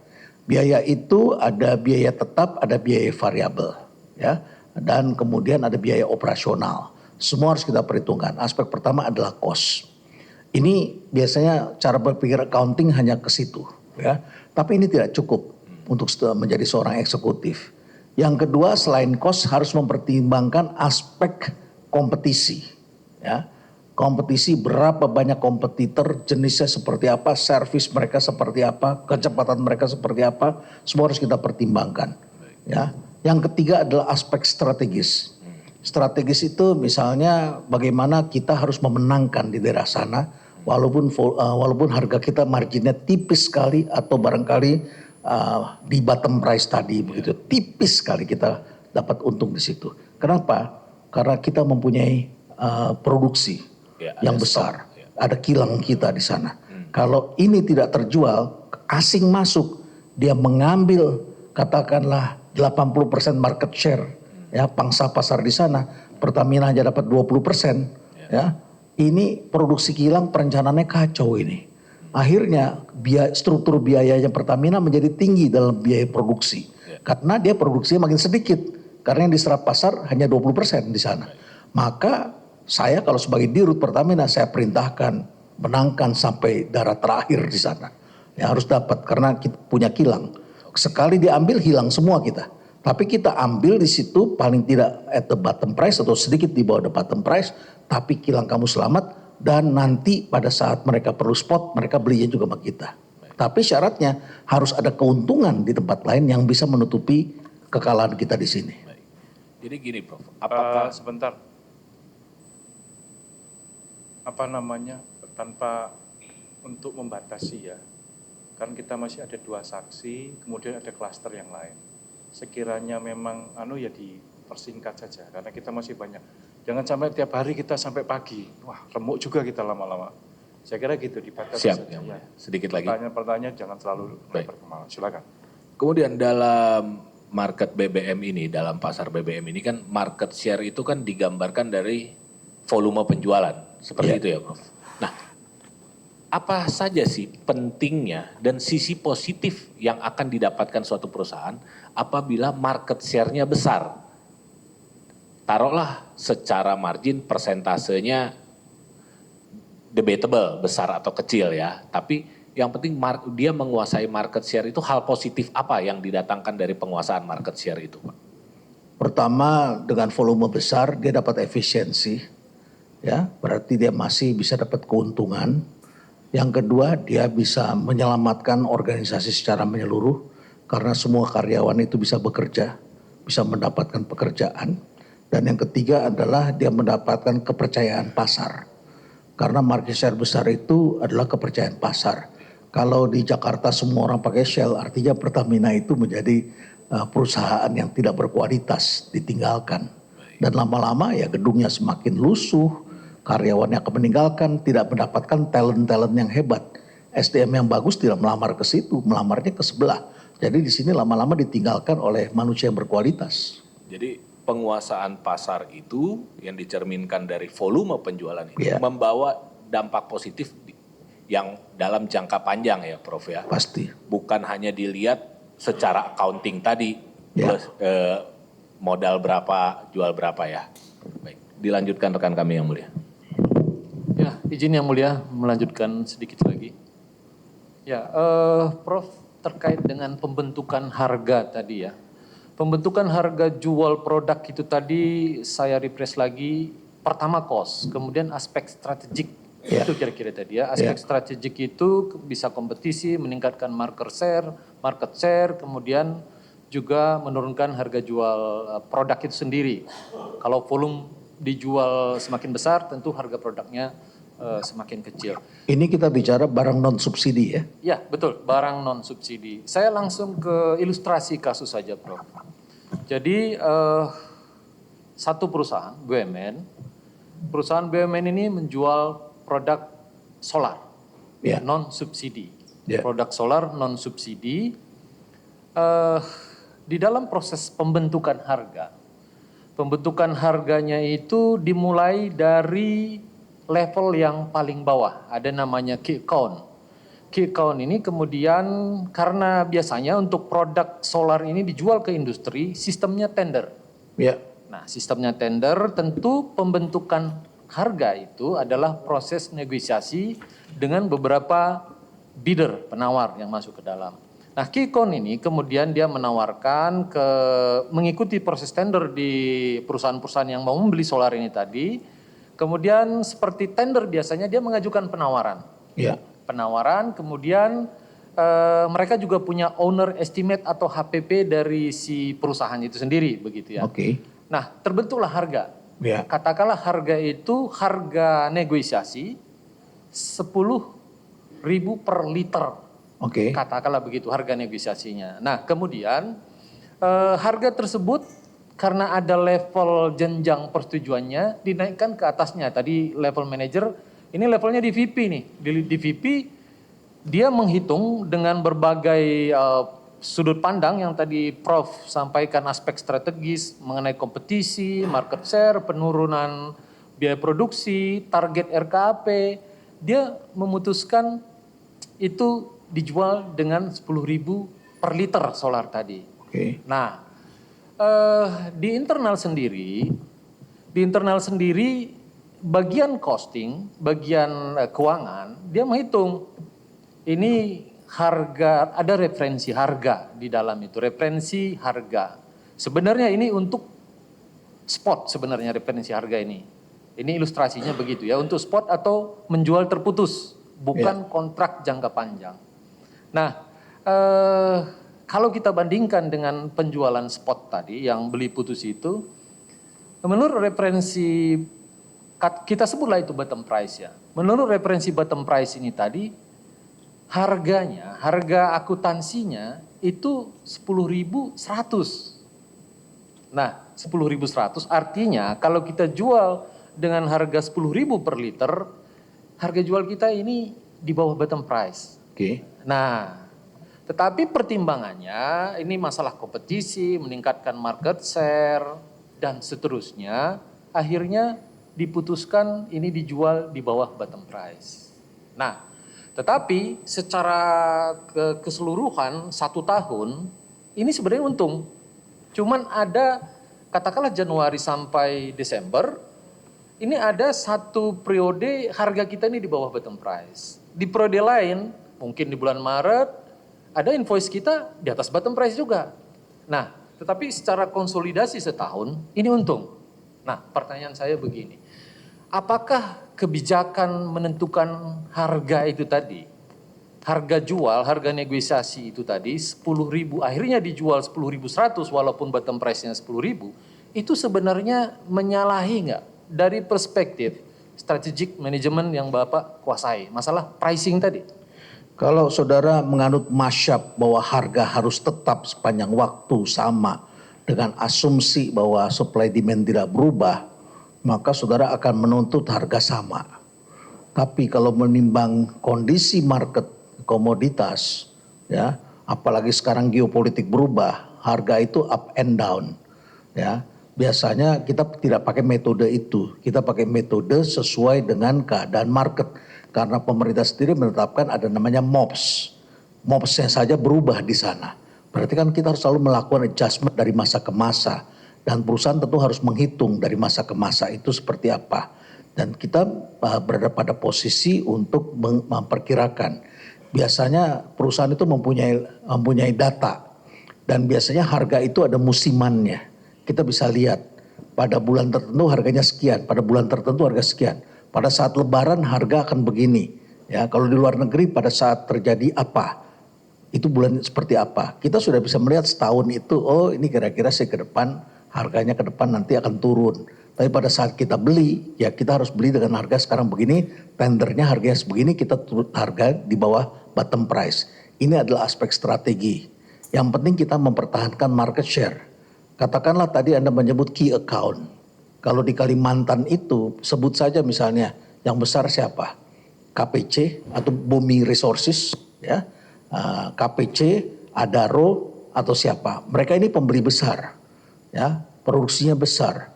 Kalau kita hilang itu di situ, maka yang masuk itu adalah asing atau kompetitor swasta yang lain. Kita ingin mempertahankan posisi dominan kita di pasar. Karena dengan kita mempertahankan itu tadi itu aspek strategis tadi. Ya, bagaimana kita bisa dapatkan. Jadi kalau misalnya pakai pendekatan accounting, ya saudara tinggal pesan aja kan sama akuntan. Lihat saja pada bulan Januari, Februari, rugi. Kita langsung bilang itu rugi. Ya, tentu kalau saya sebagai komisaris saya akan bilang, coba lihat dalam waktu yang skema lebih panjang. Jangan buru-buru seperti itu. Itulah orang bisnis. Bisnis itu tidak hanya melihat pada jangka waktu tertentu. Kami melihat pada satu periode yang lebih besar. Ya, sehingga kemudian kita bisa memproyeksikan kapan ini akan memperoleh keuntungan. Oh, ini nanti bulan tertentu harga nanti akan baik, akan bagus, ya, akan lebih murah. Jadi kalau kita jual segini, sekarang kita rugi, tapi bulan depan kita tahu kita akan untung. Don't worry. Itulah di dalam bisnis DNA yang profesional memang begitu cara bekerjanya. Bisa memproyeksikan, bisa melihat, bisa membaca dinamika pasar. Jadi kalau disebut bahwa selisih, tadi kan ada selisih itu ya Prof ya, di bulan-bulan tertentu ada selisih harga nih. Harga jual kita di bawah bottom price. Tadi harga jual kita katakanlah selisihnya 100 tadi ya. Yeah. Bottom price kita 110, 10.100, kita jual 10.000. Yeah. Ada selisih 100 di situ. Yeah. Nah, apakah kemudian selisih tadi dikalikan volumenya itu disebut sebagai kerugian perusahaan? Gitu? Gak bisa dalam jangka pendek dong. Kita harus lihat satu periode yang lebih panjang begitu. Kita harus melihat ke depan, ya. Dan lagi pula kalau bottom price konsep seperti ini kan masih ada di atasnya COGS. Dalam hal tertentu bisa saja di bawahnya bottom price, tetapi kalau masih di atas COGS, ya, cost of goods sold atau HPP, kenapa nggak diambil untuk mempertahankan posisi dominan, posisi strategis di market itu? Ya. Dari slide ini, berarti bottom price ini kalau menurut Prof itu ini dibentuk oleh data akuntansi sebenarnya. Data riset. Data riset sumbernya dari akuntansi kalau kita bicara Ya, PP bisa. dan segala macam Pencatatan adanya di akuntansi. dari pencatatan akuntansi. Ya. Sementara harga jual terbentuk Orang dari marketing, sales. orang marketing dan hasilnya negosiasi. Kan begitu ya, Prof ya? Ya, ada satu unit yang menghitung itu semua dan setiap berapa saat dia harus memberitahu harga referensi kita berapa saat ini. Kapan disebut strategi menjual tadi kan? Dia menjual di bawah bottom price itu salah gitu ya. Ini kan kita tadi Prof menyampaikan bahwa itu sah-sah saja karena itu bisa meningkatkan market share, produk lebih kompetitif dan segala macam. Kapan sih kebijakan pricing itu bisa dikategorikan ini tidak sesuai dengan rule of thumb-nya mengelola sebuah perusahaan gitu. Ya, izinkan saya melanjutkan ada pilihannya di sini ya. Kita bisa melihat, tolong slide ya, terus next. Oke, baik. Jadi saudara-saudara, ini ada yang, wah ini hurufnya kecil nggak bisa dibesarkan nih. Terlalu kecil nih hurufnya. Oke, baik. Yang pertama dulu, oke. Ini captive market. Kalau kita jual di situ, ini profit ini. Yang nomor satu ini. Ya, captive market ini yang paling kiri ini. Ya, ini captive market. Kita jualnya yang ada panahnya itu di atas, paling atas kondisi. Ini kita senang nih posisi di sini. Ya, misalnya jual di daerah-daerah tertentu yang nggak ada kompetitor, itu kita dapat harga premium di situ. Ya, tapi posisi ideal itu tidak banyak sebetulnya. Ya. Nah, oleh karena itulah maka kita harus efisien. Kita punya pilihan yang kedua, ini standard market ya. Kita jualnya pada bottom price. Oke. Jadi ini harga referensi yang masih dibenarkan oleh perusahaan dan bermainlah di sekitar situ. Ya, tetapkan harga di situ. Saudara harus punya keleluasan dengan melihat kondisi pasar pada saat itu di situ dan mempertahankan trust karena marketing itu trust dalam jangka panjang. Makanya kita bangun brand, bangun relationship, ya, dan seterusnya. Tapi kalau ini juga bisa terjadi tidak ideal begini. Bisa terjadi ini di sini. Kita jualnya pada COGS. Ini udah berdarah-darah di sini namanya. Competition yang gila-gilaan. Pertamina beda dengan Shell. Shell tinggal beli di Singapura. RKR tinggal beli di Singapura. Dia nggak mempunyai hulu. Mereka nggak mempunyai kilang begitu. Saudara bisa ditegur oleh direktur kilang, oleh direktur utama. Ini gimana kilang kita nggak bisa ini? Udah jual di COGS. Pada harga COGS. Ini ketika full competition demi mempertahankan lapangan pekerjaan. Gitu ya. Tapi jangan seterusnya begini. Berapa bulan ini kita akan menghadapi kondisi kita di COGS. Cari posisi, bangun brand. Ya, dan kemudian cari posisi agar kita bisa dapat kondisi bagus. Oke. Nah, keadaan yang berbahaya, ini yang keempat nih, coba lihat. Yang keempat. Ya. Wah, ini saudara-saudara, bisa jadi saudara ini akan menghadapi masalah besar ini. Ya. Jualnya itu dengan harga MOPS, saudara nggak dapat alfa, ya, saudara nggak dapat keuntungan di situ. Kenapa jadi begini? Bisa jadi kan suatu ketika terjadi krisis ekonomi dunia, ya, rupiah kita melemah. Saudara belinya kan pakai dolar. Tiba-tiba katakan dolar menjadi 20.000 atau 25.000. Ya, siapapun pasti celaka ini. Siapapun pasti celaka. Dan negara harus melindungi pengusahanya. Karena berat sekali kondisi ini. Ya, pasti saudara jualnya jadinya seperti, karena masyarakat kehilangan daya beli. Ya, orang kayak sekarang ada pengangguran dan sebagainya, kehilangan daya beli. Tapi perusahaan negara seperti Pertamina, saudara-saudara akan dipaksa oleh dirut, dipaksa oleh presiden, jangan naikkan harga. Ya, bukankah itu yang terjadi kemarin waktu Lebaran ketika daya beli turun, airline seharusnya jual mahal pada saat itu. Pemerintah bilang jangan jual mahal, kasih diskon, pemerintah kasih diskon. Akhirnya kan datang ke Pertamina, ya Pertamina afturnya murahin, Angkasa Pura airport tax-nya kurangin. Begitu dipanggilnya perusahaan yang menanggung ini. Pada kondisi tertentu seperti ini bagaimana kalau saudara, ini kan rugi ini, rugi berat ini. Dalam situasi tertentu saudara bisa akan menghadapi kondisi ini. Saya sih melihat belum ada kondisi ini, tapi one day it's possible. Ya, ini komoditas kayak gini. Jadi menjawab pertanyaan saudara penasihat hukum tadi, bisa jadi kita berada pada satu daerah kita premium pricing, satu daerah kita bottom price, dalam kesempatan lain barangkali kita malah di bawahnya sekali, yaitu COGS di situ. Bisa kemungkinan terjadi karena kompetisi yang sangat besar. Ya, artinya ini kebijakan harga itu sangat tergantung market ya. Bahkan kita bisa menjual di bawah HPP sekalipun, tergantung klaster kondisi market yang Prof sampaikan tadi. Kalau saudara tidak mau bernasib seperti Kertaniaga, Cipta Niaga dan perusahaan-perusahaan niaga kita, ya harus dinamis, harus bisa mengikuti pola seperti ini. Kalau tidak ya punah. Kan bukan yang terkuat yang mampu bertahan, tapi yang paling adaptif, yang paling menyesuaikan diri, yang paling cepat beradaptasi, yang bergeraknya cepat, dinamis. Cukup dari saya yang mulia. Pak Maya mau melanjutkan. Izin menambahkan. Prof, terima kasih atas penjelasannya. Mungkin ada dua hal dari saya, Prof.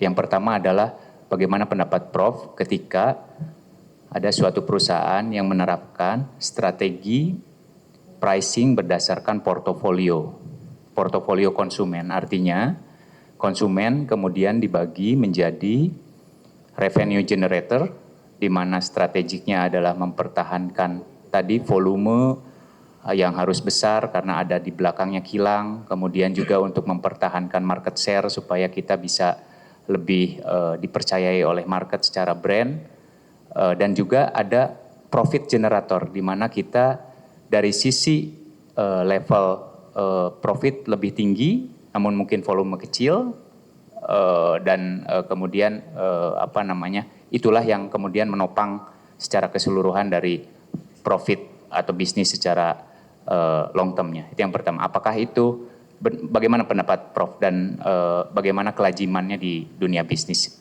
Mungkin itu Prof. Itu sesuai dengan buku teks seperti itu. Itu yang kami ajarkan. Jadi pricing itu dinamis dan ada, ya kita harus tahu yang mana yang revenue generator, yang mana yang profit generator. Bahkan seringkali ada lagi satu lagi menjadi cost center di situ ada kalanya. tadi saya izin Prof menyambung ke pertanyaan kedua. Di dalam landscape Indonesia yang luas ini, suatu company mengklaim bahwa dia hanya minority lah secara share-nya. Artinya secara nasional itu share-nya misalkan cuma 11% gitu Prof. Tapi seperti biasa ini kan perusahaannya mungkin let's say perusahaan swasta yang tidak punya peran untuk mendistribusikan ke seluruh Indonesia, sehingga dia membangun infrastruktur secara masif di suatu lokasi di mana market itu adalah market terbesar, chunk terbesar untuk market solar industri, seperti misalkan di Kalimantan. Ada satu kompetitor, dia ngakunya cuma 11-15% market share nasional, tapi sebetulnya secara pergerakan dia membangun masif infrastruktur di dalam satu wilayah tertentu yang gemuk.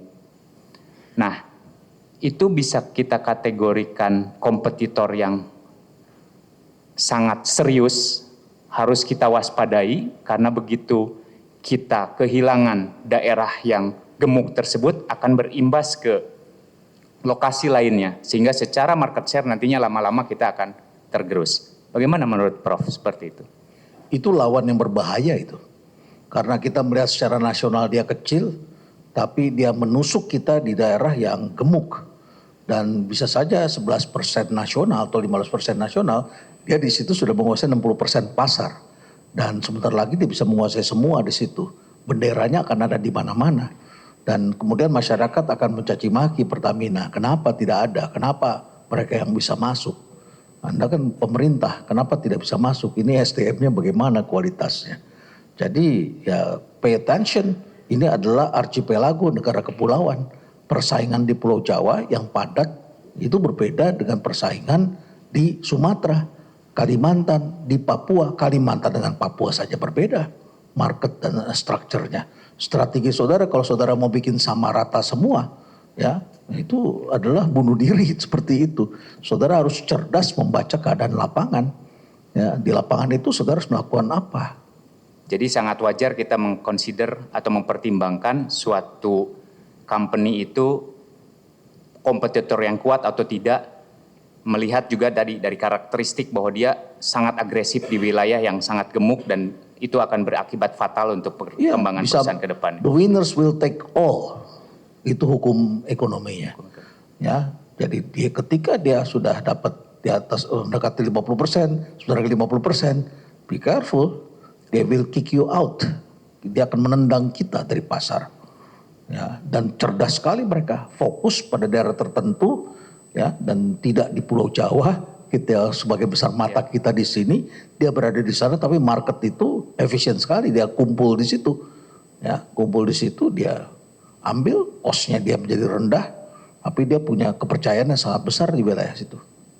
Terakhir mungkin Prof, yang tadi niaga-niaga, perusahaan-perusahaan niaga tadi itu juga komoditas ya Prof? Yang komoditas. Disebutkan niaga-niaga. Ya, mereka ekspor impor kan, mereka ekspor produk-produk tradisional kita dari perkebunan, dari segala macam dulu itu. Mudah-mudahan Patra Niaga tidak bernasib sama seperti niaga-niaga yang tadi ya Prof. Ya, namanya niaga ini rawan, ini berbahaya. Jadi saudara harus agile sebagaimana yang kita ajarkan, dan konsultan-konsultan kelas dunia selalu menyebutkan agility, harus itu. Siap, terima kasih Prof. Cukup? Cukup ya? Ini bukan tidak diberikan, sudah saya sampaikan tadi. Kita ini masih banyak. Ada 5 saksi dari klaster lain, ini masih ada 2 saksi. Jadi tolong dibagi rata gitu loh. Pertanyaan, kan tidak kasih kesempatan. Cuman tolonglah, kita ini sudah setiap hari begini. Bukan dibatasi, tapi dimaksimalkan lah nih pertanyaannya. Satu the point. Cepat Pak.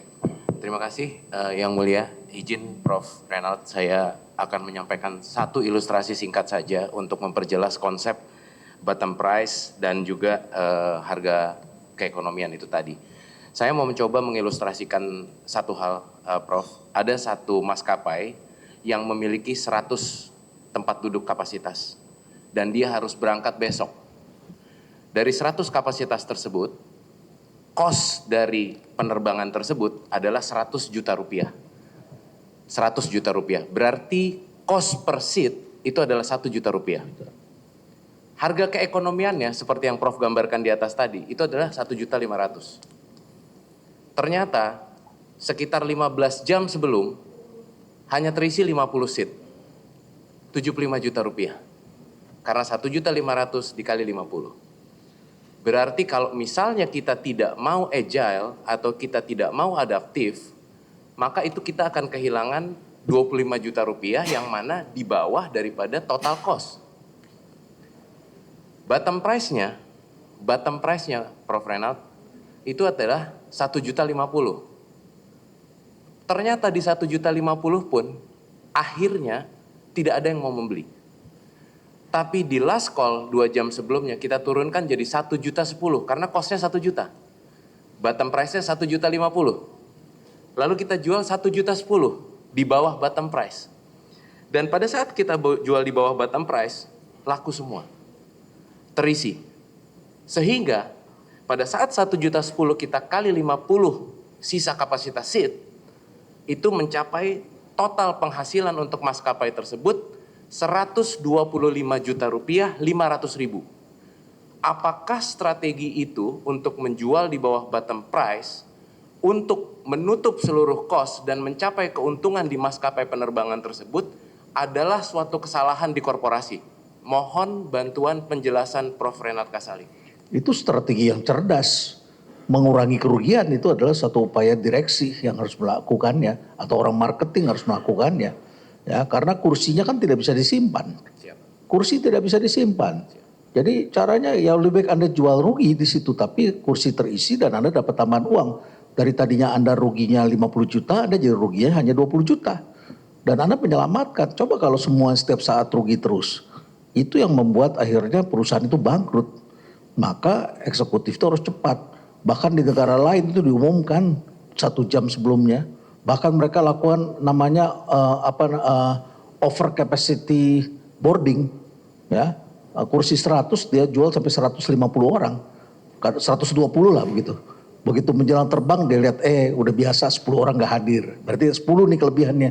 Dia tinggal lelang aja. Siapa yang mau terbang besok. Ya, saya kasih diskon, saya kasih hotel, ya, saya kasih voucher. Ya seperti itulah strategi, memang dinamis. Tapi kalau saudara tanya orang accounting yang tidak berpengalaman, yang tidak punya pengalaman, yang hanya bisa menghitung angka, saudara bisa disalahkan. Itulah ya komisaris. Selama saya menjadi komisaris di situ, saya selalu ketemu orang-orang seperti ini. Saya bilang enggak, melihatnya coba, ini POV. Di sinilah wisdom seorang eksekutif bisa melihat dari kacamata yang lebih besar, menyelamatkan perusahaan. Nanti pada bulan tertentu kita akan dapat lagi keuntungan di sana. Tapi kita nggak boleh Pak mencederai kontrak. Orang sudah mau berangkat nggak jadi karena kita dapat teguran. Nggak, tetap berangkat, rugi, uang bisa dicari, reputasi bisa dicari. Itu namanya reputational risk. Jauh lebih besar lagi kalau kita batalkan penerbangan. Baik, terima kasih Prof. Jadi saya sekedar menyampaikan saja, call yang tadi diambil oleh direksi itu kita analogikan sebagai call menjual di bawah bottom price. Ya. Dan itu ada di dalam aturan perusahaan. Apakah kita bisa menamakan itu sebagai salah satu aktivitas yang kita sebut business judgment rule? Ya, itu business judgment rule. Terima kasih Prof. Ya, diperlukan kecerdasan untuk melakukan itu. Dan itu membuktikan apakah Anda eksekutif kelas 1 atau kelas di bawah. Baik, terima kasih Prof. Izin yang mulia. Iya, banyak. Silakan. Baik, terima kasih yang mulia. Biar sampai malam kita.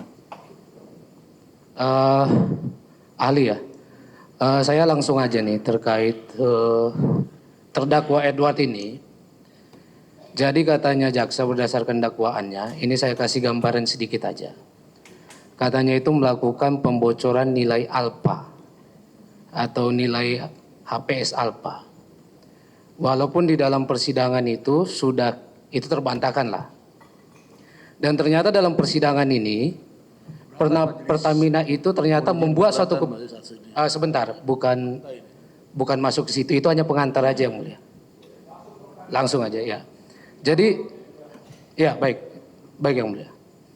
Jadi ternyata di Pertamina ini Prof, suatu keputusan itu diputuskan sangat berjenjang, mulai dari level bawah sampai atas. Yang mau saya tanyakan kepada Prof, sepengetahuan Prof, dan juga berdasarkan analisa Prof dalam sistem bisnis BUMN ataupun Pertamina khususnya, apakah bisa level middle seperti terdakwa ini itu bisa mempengaruhi suatu keputusan bisnis dalam Pertamina itu? Dengan sistem bisnis Pertamina yang begitu canggih sekarang, mohon pandangannya Prof. Ya, mohon izin saya tidak bisa masuk ke dalam perkara, materi perkara. Jadi saya hanya bisa berikan ilustrasi secara keahlian yang saya kuasai. Ya.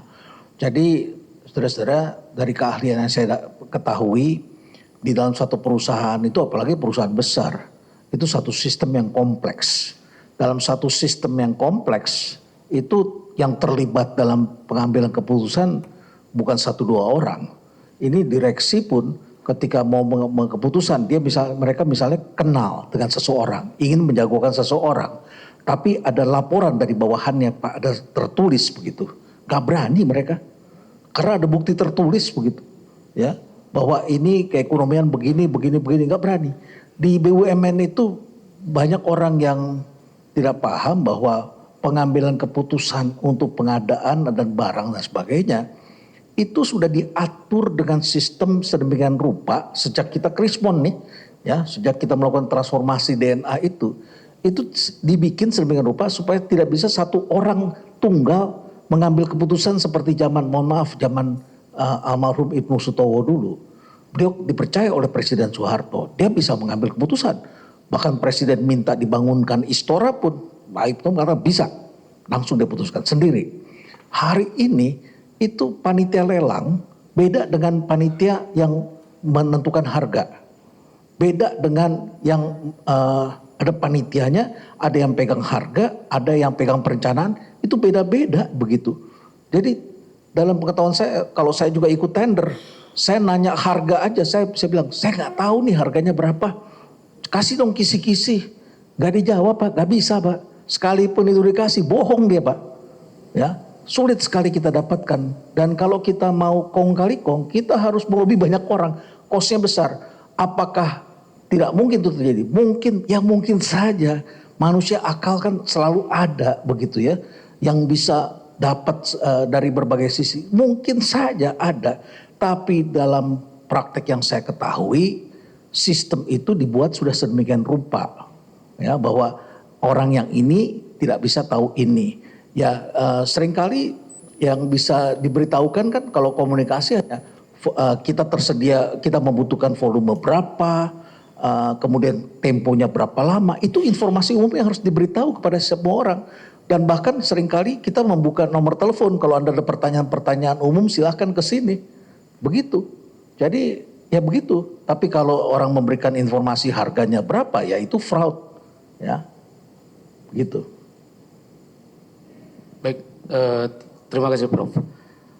Saya langsung ke pertanyaan kedua Prof. Gini, jadi kan BUMN ini, Pertamina ini kan core bisnisnya kan juga untuk mencari keuntungan seperti itu Prof. Tapi yang dalam persidangan ini, ketika ada karyawan-karyawan BUMN Pertamina ini ketemu sama mitra, keberatan yang main mulia. golf. Bentar, saya enggak. Ini kok bawa-bawa persidangan. ya. Jadi seakan-akan karyawan Pertamina ini ketemu sama mitra bisnisnya ini Prof. Main golf, makan begitu. Itu seakan-akan jadi aib begitu Prof. Jadi saya mau tanya kepada Prof. Terkait mengenai komunikasi bisnis ya, ini kan BUMN Pertamina ini kan sudah skala internasional ya. Jadi yang mau saya tanya sama Prof itu, bagaimana pandangan Prof terkait mengenai pertemuan para pebisnis ini, kan BUMN ini kan juga core bisnisnya mencari keuntungan. Terima kasih Prof. Ya, dulu zamannya Pak Dahlan Iskan itu dilarang itu main golf itu. Ya, dulu pernah dilarang seperti itu. Ini memang wilayah abu-abu yang harus diwaspadai oleh setiap eksekutif. Ya. Tapi kita sebagai makhluk sosial, apalagi Indonesia ini masyarakatnya komunal begitu ya. Saya kalau dapat proyek di satu perusahaan itu kadang-kadang saya merasa ajak makan apa enggak ya? Ajak makan apa enggak ya? Ajak makan, kayaknya kesannya nyogok. Akhirnya saya jadi seperti makhluk asosial gitu. Ketemu pun enggak begitu ya. Tapi akibatnya saya tahun depan saya nggak dapat apa-apa begitu ya.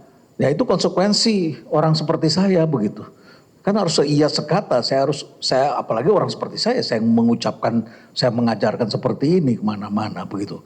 Kontrol sosial saya lebih ketat lagi. Jadi ini wilayah abu-abu yang memang sebaiknya kita hindari hal-hal seperti itu. Tapi bisa jadi dalam satu kehidupan kita tidak bisa menghindarinya. Misalnya saya belum lama ini membimbing seorang mahasiswa, ya. Terus kemudian saya tiba-tiba dirawat di rumah sakit di ICU ini, ya. Saya sudah dipasang selang, tiba-tiba datang kue itu ke situ. Saya nggak bisa, saya dalam keadaan kesakitan, tiba-tiba istri saya ngomel-ngomel, ada mahasiswa datang ke sini, sudah datang depan kamar, itu dengan tirai seperti itu. Bagaimana? Banyak orang seperti itu harus kita lakukan, ya. Tapi karena saya punya kuasa sebagai seorang profesor, kan saya bisa marah, saya bisa usir orang itu keluar, dan orang itu bisa memahaminya begitu. Jadi bawa kue saja tidak bisa. Tapi ada kalanya kami masuk kamar sudah ada bunga, sudah ada macam-macam itu di kamar begitu. Saya dalam keadaan terkapar seperti itu, saya tidak memikirkan apa-apa. Istri saya pun juga tidak memikirkan apa, karena dia nggak tahu ini siapa yang ngirim itu di situ, di ruangan itu. Jadi kadang-kadang tuh ada situasi seperti itu yang kita hadapi. Nah, sebagai makhluk sosial ini memang tantangan terberat di Indonesia ya. Tapi ya kalau kita sudah dalam pengadaan memang kita sendiri ya harus waspada, harus tahu mengenai hal itu ya, karena ini menjadi tentu bisa menjadi wilayah abu-abu yang perlu diwaspadai. Baik, terima kasih Prof. Cukup yang mulia.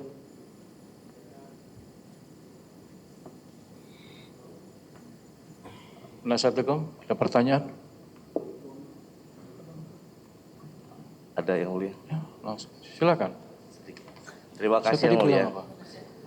Astagfirullahaladzim. Maaf ya. Sudah malam, sudah capek dari kemarin itu. Dari 2 minggu yang lalu sudah.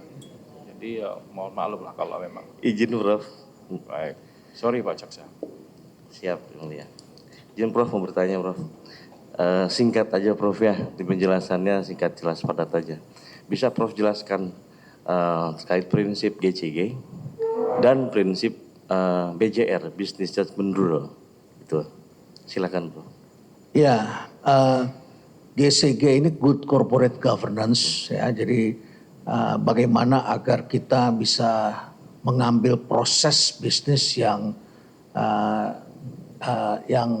benar ya, transparan, akuntabel ya, dan tentu saja juga bisa memberikan hasil yang baik begitu ya.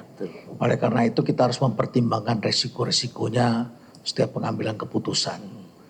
Nah, ini aturannya begitu ya. Maka itu kita punya komite harus transparan ketika kita sebagai panitia lelang, ada peserta lelang yang kebetulan kenal sama kita.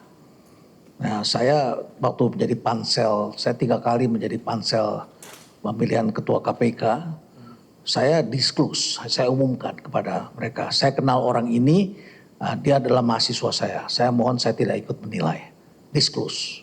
Saya tidak mau nanti ada persepsi benturan kepentingan, disclose. Jadi kalau kita ada potensi-potensi seperti itu kita harus disclose. Yang kedua kita buka ruang agar ada masukan dari publik, whistleblower dan sebagainya memberikan masukan, kita kontrol, kita punya. Dan kemudian harus ada compliance pada undang-undang, peraturan tertentu dan sebagainya. Baik, ini aturannya. Jadi ini rem sebetulnya. Tapi di lain pihak sebuah mobil tidak bisa jalan kalau hanya direm terus. Jadi harus ada kopling dan gas. Harus bisa seimbang semua sejalan. Nah, oleh karena itulah maka setiap bisnis itu punya karakter yang berbeda. Dan kita harus menjaga jangan sampai kita justru mengambil tindakan yang akhirnya bermuara pada kematian. Maka harus ada strategi. Harus ada strategi, harus ada pemahaman tentang segmen, dan tentu saja dibikin aturan-aturan. Aturannya adalah boleh menerapkan harga seperti ini, asal begini-begini semuanya. Jadi semua ada aturan dan kita mengambil tindakan-tindakan agar tidak mengakibatkan justru kita akan mati. Dalam jangka pendek kelihatannya kita untung, tapi bisa jadi kita malah setelah itu nggak dipercaya pasar misalnya. Atau sebaliknya kita rugi tapi kita dapat kepercayaan. Ada kalanya kita ambil tindakan itu. Ya, tindakan berbahaya yang dalam beberapa hal tertentu itu memang tidak baik dalam jangka pendek, tapi dalam jangka panjang itu baik. Jadi business judgment rule itu artinya adalah rule yang memang berlaku dalam bisnis, itulah yang harus kita jalankan. Baik, terima kasih Prof. Berikutnya, apa tolak ukur suatu pengurus untuk menilai perbuatan kewenangan pengurus perusahaan dalam pengelolaan bisnis perusahaan khususnya di BUMN? Bisa Prof jelaskan? Tentu semua ada kontraknya. Pertama ketika seorang diangkat dia diberikan arahan oleh pihak di atasnya. Kalau dia dirut atau komisaris dari perusahaan besar induknya, maka oleh menterinya, ya, atau kalau sekarang Danantara, dia diberikan arahan apa yang harus dilakukan. Dan seringkali juga ada instruksi dari pihak yang lebih tinggi, ada kementerian teknis, makanya di hampir semua BUMN ada komisaris yang berasal dari kementerian teknis, ya. Mungkin Pertamina ada orang SDM, mungkin ada pihak lain regulatornya masuk di sana. Oleh karena itu maka misi dari Kementerian Teknis pun juga masuk di situ. Ya. Kemudian nanti pada akhirnya dituangkan dalam RKAP. RKAP mengacu pada RJPP. Jadi semua dilakukan itu dengan aturan begini, lalu kemudian ada peraturan-peraturan perusahaan. Biasanya pimpinan itu menyediakan aturan-aturan supaya tidak menimbulkan keraguan-raguan. Jadi ada surat keputusan direksi tentang ini. Dan sebelumnya direview dulu oleh komite dari komisaris gitu ya. Dan sudah dilakukan secara transparan, ini aturannya kira-kira seperti ini. Ruang geraknya di mana, itu tentu harus ada. Baik, terima kasih Prof. Jadi bagaimana dalam melaksanakan kebijakan, keputusan, kemudian suatu keputusan pengurusan direksi perusahaan khususnya di BUMN dalam menjalankan kegiatan perusahaan yang benar sesuai dengan aturan atau perundang-undangan, Prof.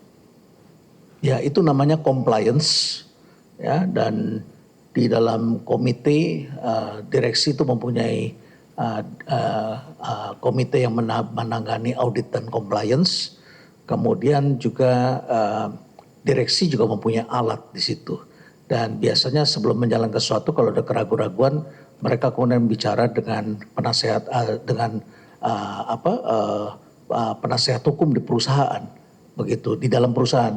Nah, kalau ragu-ragu juga biasanya malah panggil penasehat hukum di luar. Lebih ragu-ragu lagi datang minta konsultasi ke Jamdatun. Berikutnya Prof terkait tadi Prof ada menerangkan terkait risiko bisnis, ya, seperti itu. Yang saya mau tanyakan, apa yang dimaksud dengan risiko bisnis di dalam konteksnya hukum bisnis, serta faktor-faktor apa saja yang mempengaruhi terjadinya risiko bisnis, Prof? Risiko bisa terjadi karena pengambilan keputusan, bisa juga terjadi karena aspek-aspek eksternal, ya. Dan risiko itu bisa ada levelnya, ya. Ada levelnya, ada level yang terberat jadi mati, ada yang berikutnya lagi adalah berperkara, ya. Ada lagi yang risikonya kehilangan reputasi, nama baik, ya. Dan tentu saja ada risiko-risiko kerugian, pengurangan keuntungan. Ada resiko-resiko seperti itu. Dalam berbisnis seperti itu yang terjadi. Saya kalau bicara sama orang muda, mereka suka tanya, Prof kenapa sih mau jadi komisaris di BUMN? Negara kita tidak bisa berbisnis, ya, karena begitu rugi dianggapnya kerugian negara. Begitu, itu selalu begitu tuh kepercayaan orang begitu ya. Walaupun saya katakan ya kita usahakan yang terbaik begitu ya, tapi mereka begitu. Nah, terkait dengan resiko, dalam manajemen resiko itu ada istilah namanya risk appetite. Ya, risk appetite. Apa ya, risk appetite bahasa Indonesia apa ya? Appetite tahu ya, nafsu makan gitu ya. Tapi orang tuh mempunyai resiko, keinginan ngambil risikonya berapa besar sih? Ya, kita biasanya kalau saya menjadi komisaris saya tanya pada yang ngangkat saya, risk appetite-nya seperti apa? Berani nggak ambil risiko ini? Ya, ini risikonya begini. Oh saya berani, tapi risikonya gini ya, kita tanggung sama-sama ya. Tapi kan namanya risiko tuh begini Pak. Yang namanya high risk itu high return Pak. Jadi kalau Bapak pengen dapat untung besar, Bapak tuh bet-nya juga harus besar Pak. Tapi begitu Bapak nggak dapat Pak, zong Pak. Resiko itu ya. High risk, high return. Sekali kita dapat, luar biasa tuh orang-orang seperti itu. Ya ada yang punya appetite yang tinggi. Tapi kalau kita mengelola BUMN kita harus ingat ini bukan kapal tempur di mana saya bawa pesawat tidak ada penumpang di belakang. Saya ini adalah pilot dari pesawat penumpang. Di belakang saya ada 300 orang. Kalau saya bermanuver 300 orang jungkir balik Pak, di belakang muntah-muntah, mungkin ada yang bejat-bejut, ada yang masuk rumah sakit nanti gitu. Ada yang mati jangan-jangan gitu. Jadi saya membawa dengan penuh kehati-hatian. Kecepatannya saya tidak maksimal. Yang penting semua selamat, safe. Begitu ada cuaca buruk sana, saya minta izin untuk bergeser, pindah lewat tempat lain. Cost saya meningkat, tetapi safe di belakang. Bisa terjadi seperti itu. Terima kasih Prof. Kemudian ada ilustrasi nih Prof, sedikit. Ada sebuah perusahaan bergerak di bidang minyak, katakanlah perusahaan tersebut ingin melakukan pengadaan, sedang melakukan pengadaan tender seperti itu. Proses pengadaan tender term impor BBM untuk jangka waktu supply periode sampai 6 bulan term.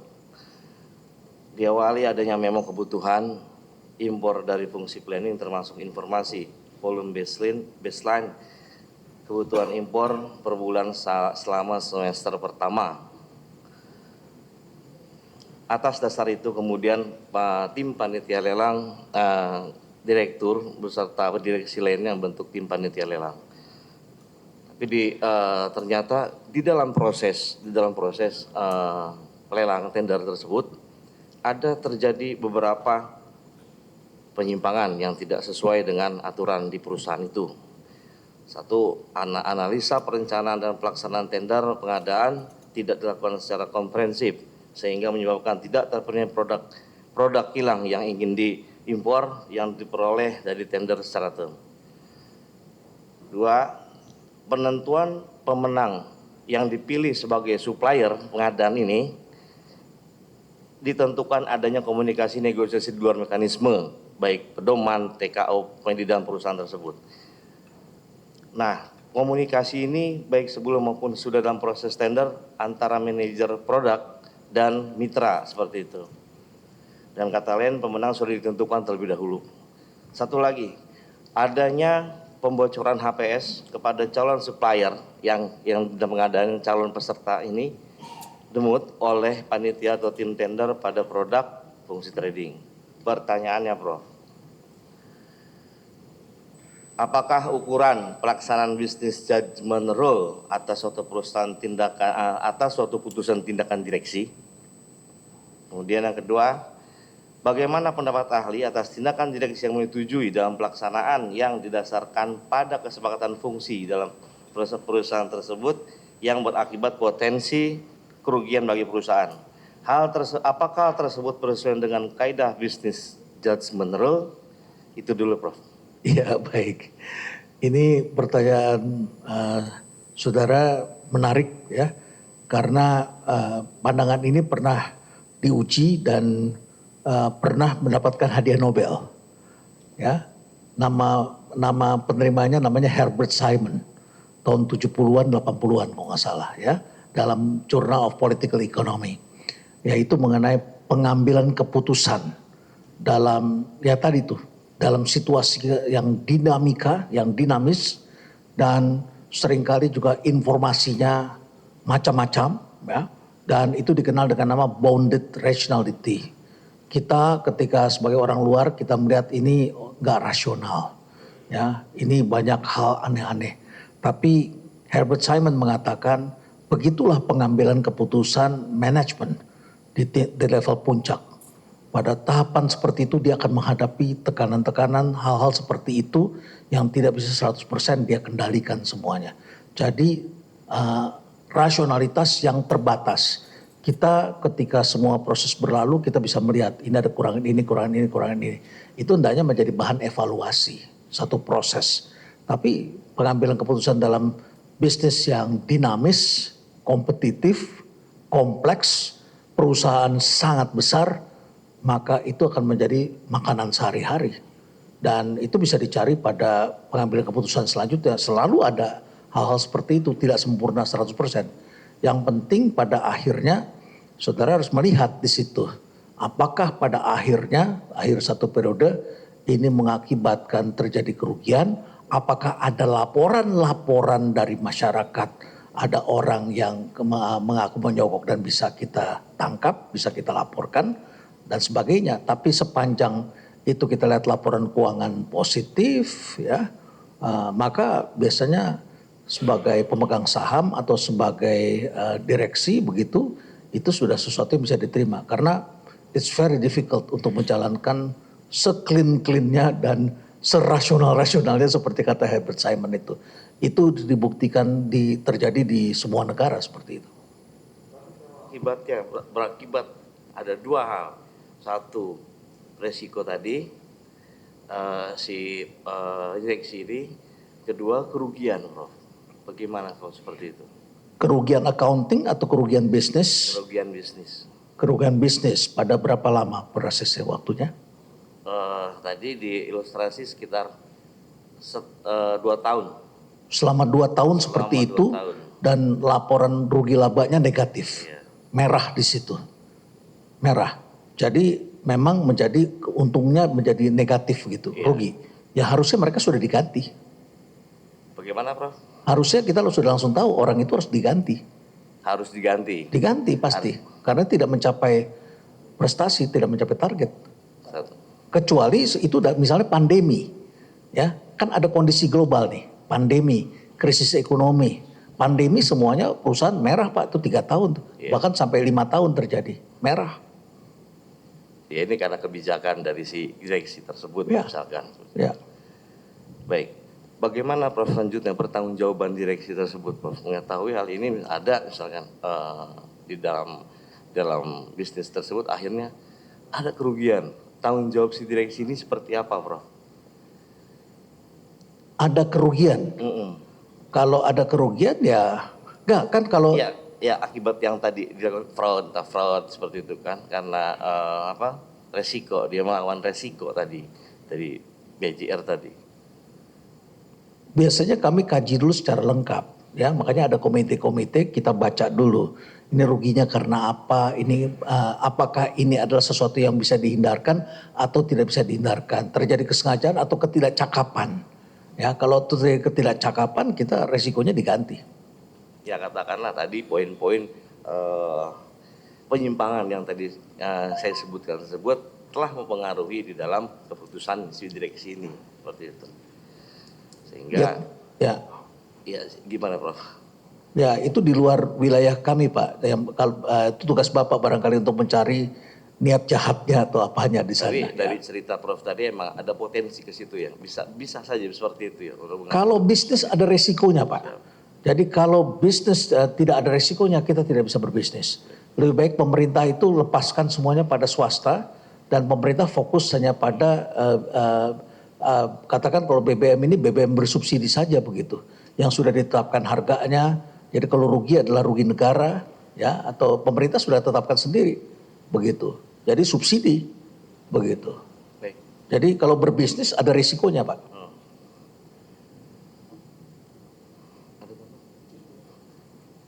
Cukup Prof. Cukup yang mulia. Cukup, yang lain tidak ada tambahan. Baik, Pak Mul, ada pertanyaan Pak Mul? Ada pertanyaan? Pak Sigit, cukup? Anda cukup? Cukup saya kira ya. Masih ada yang mau ditambahkan pendapatnya? Saya ya cukup Yang Mulia, saya tapi ada pendapat tertulis kalau Yang Mulia Boleh silakan kalau berkenan, mau saya bisa diserahkan. menyerahkan. Ya. David. Oke.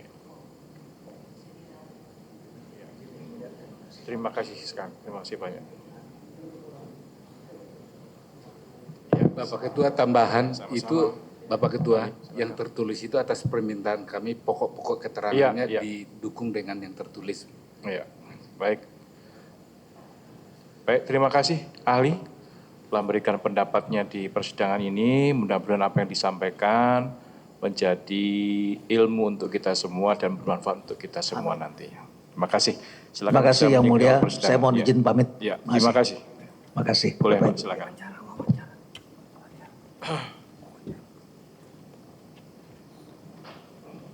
Baik.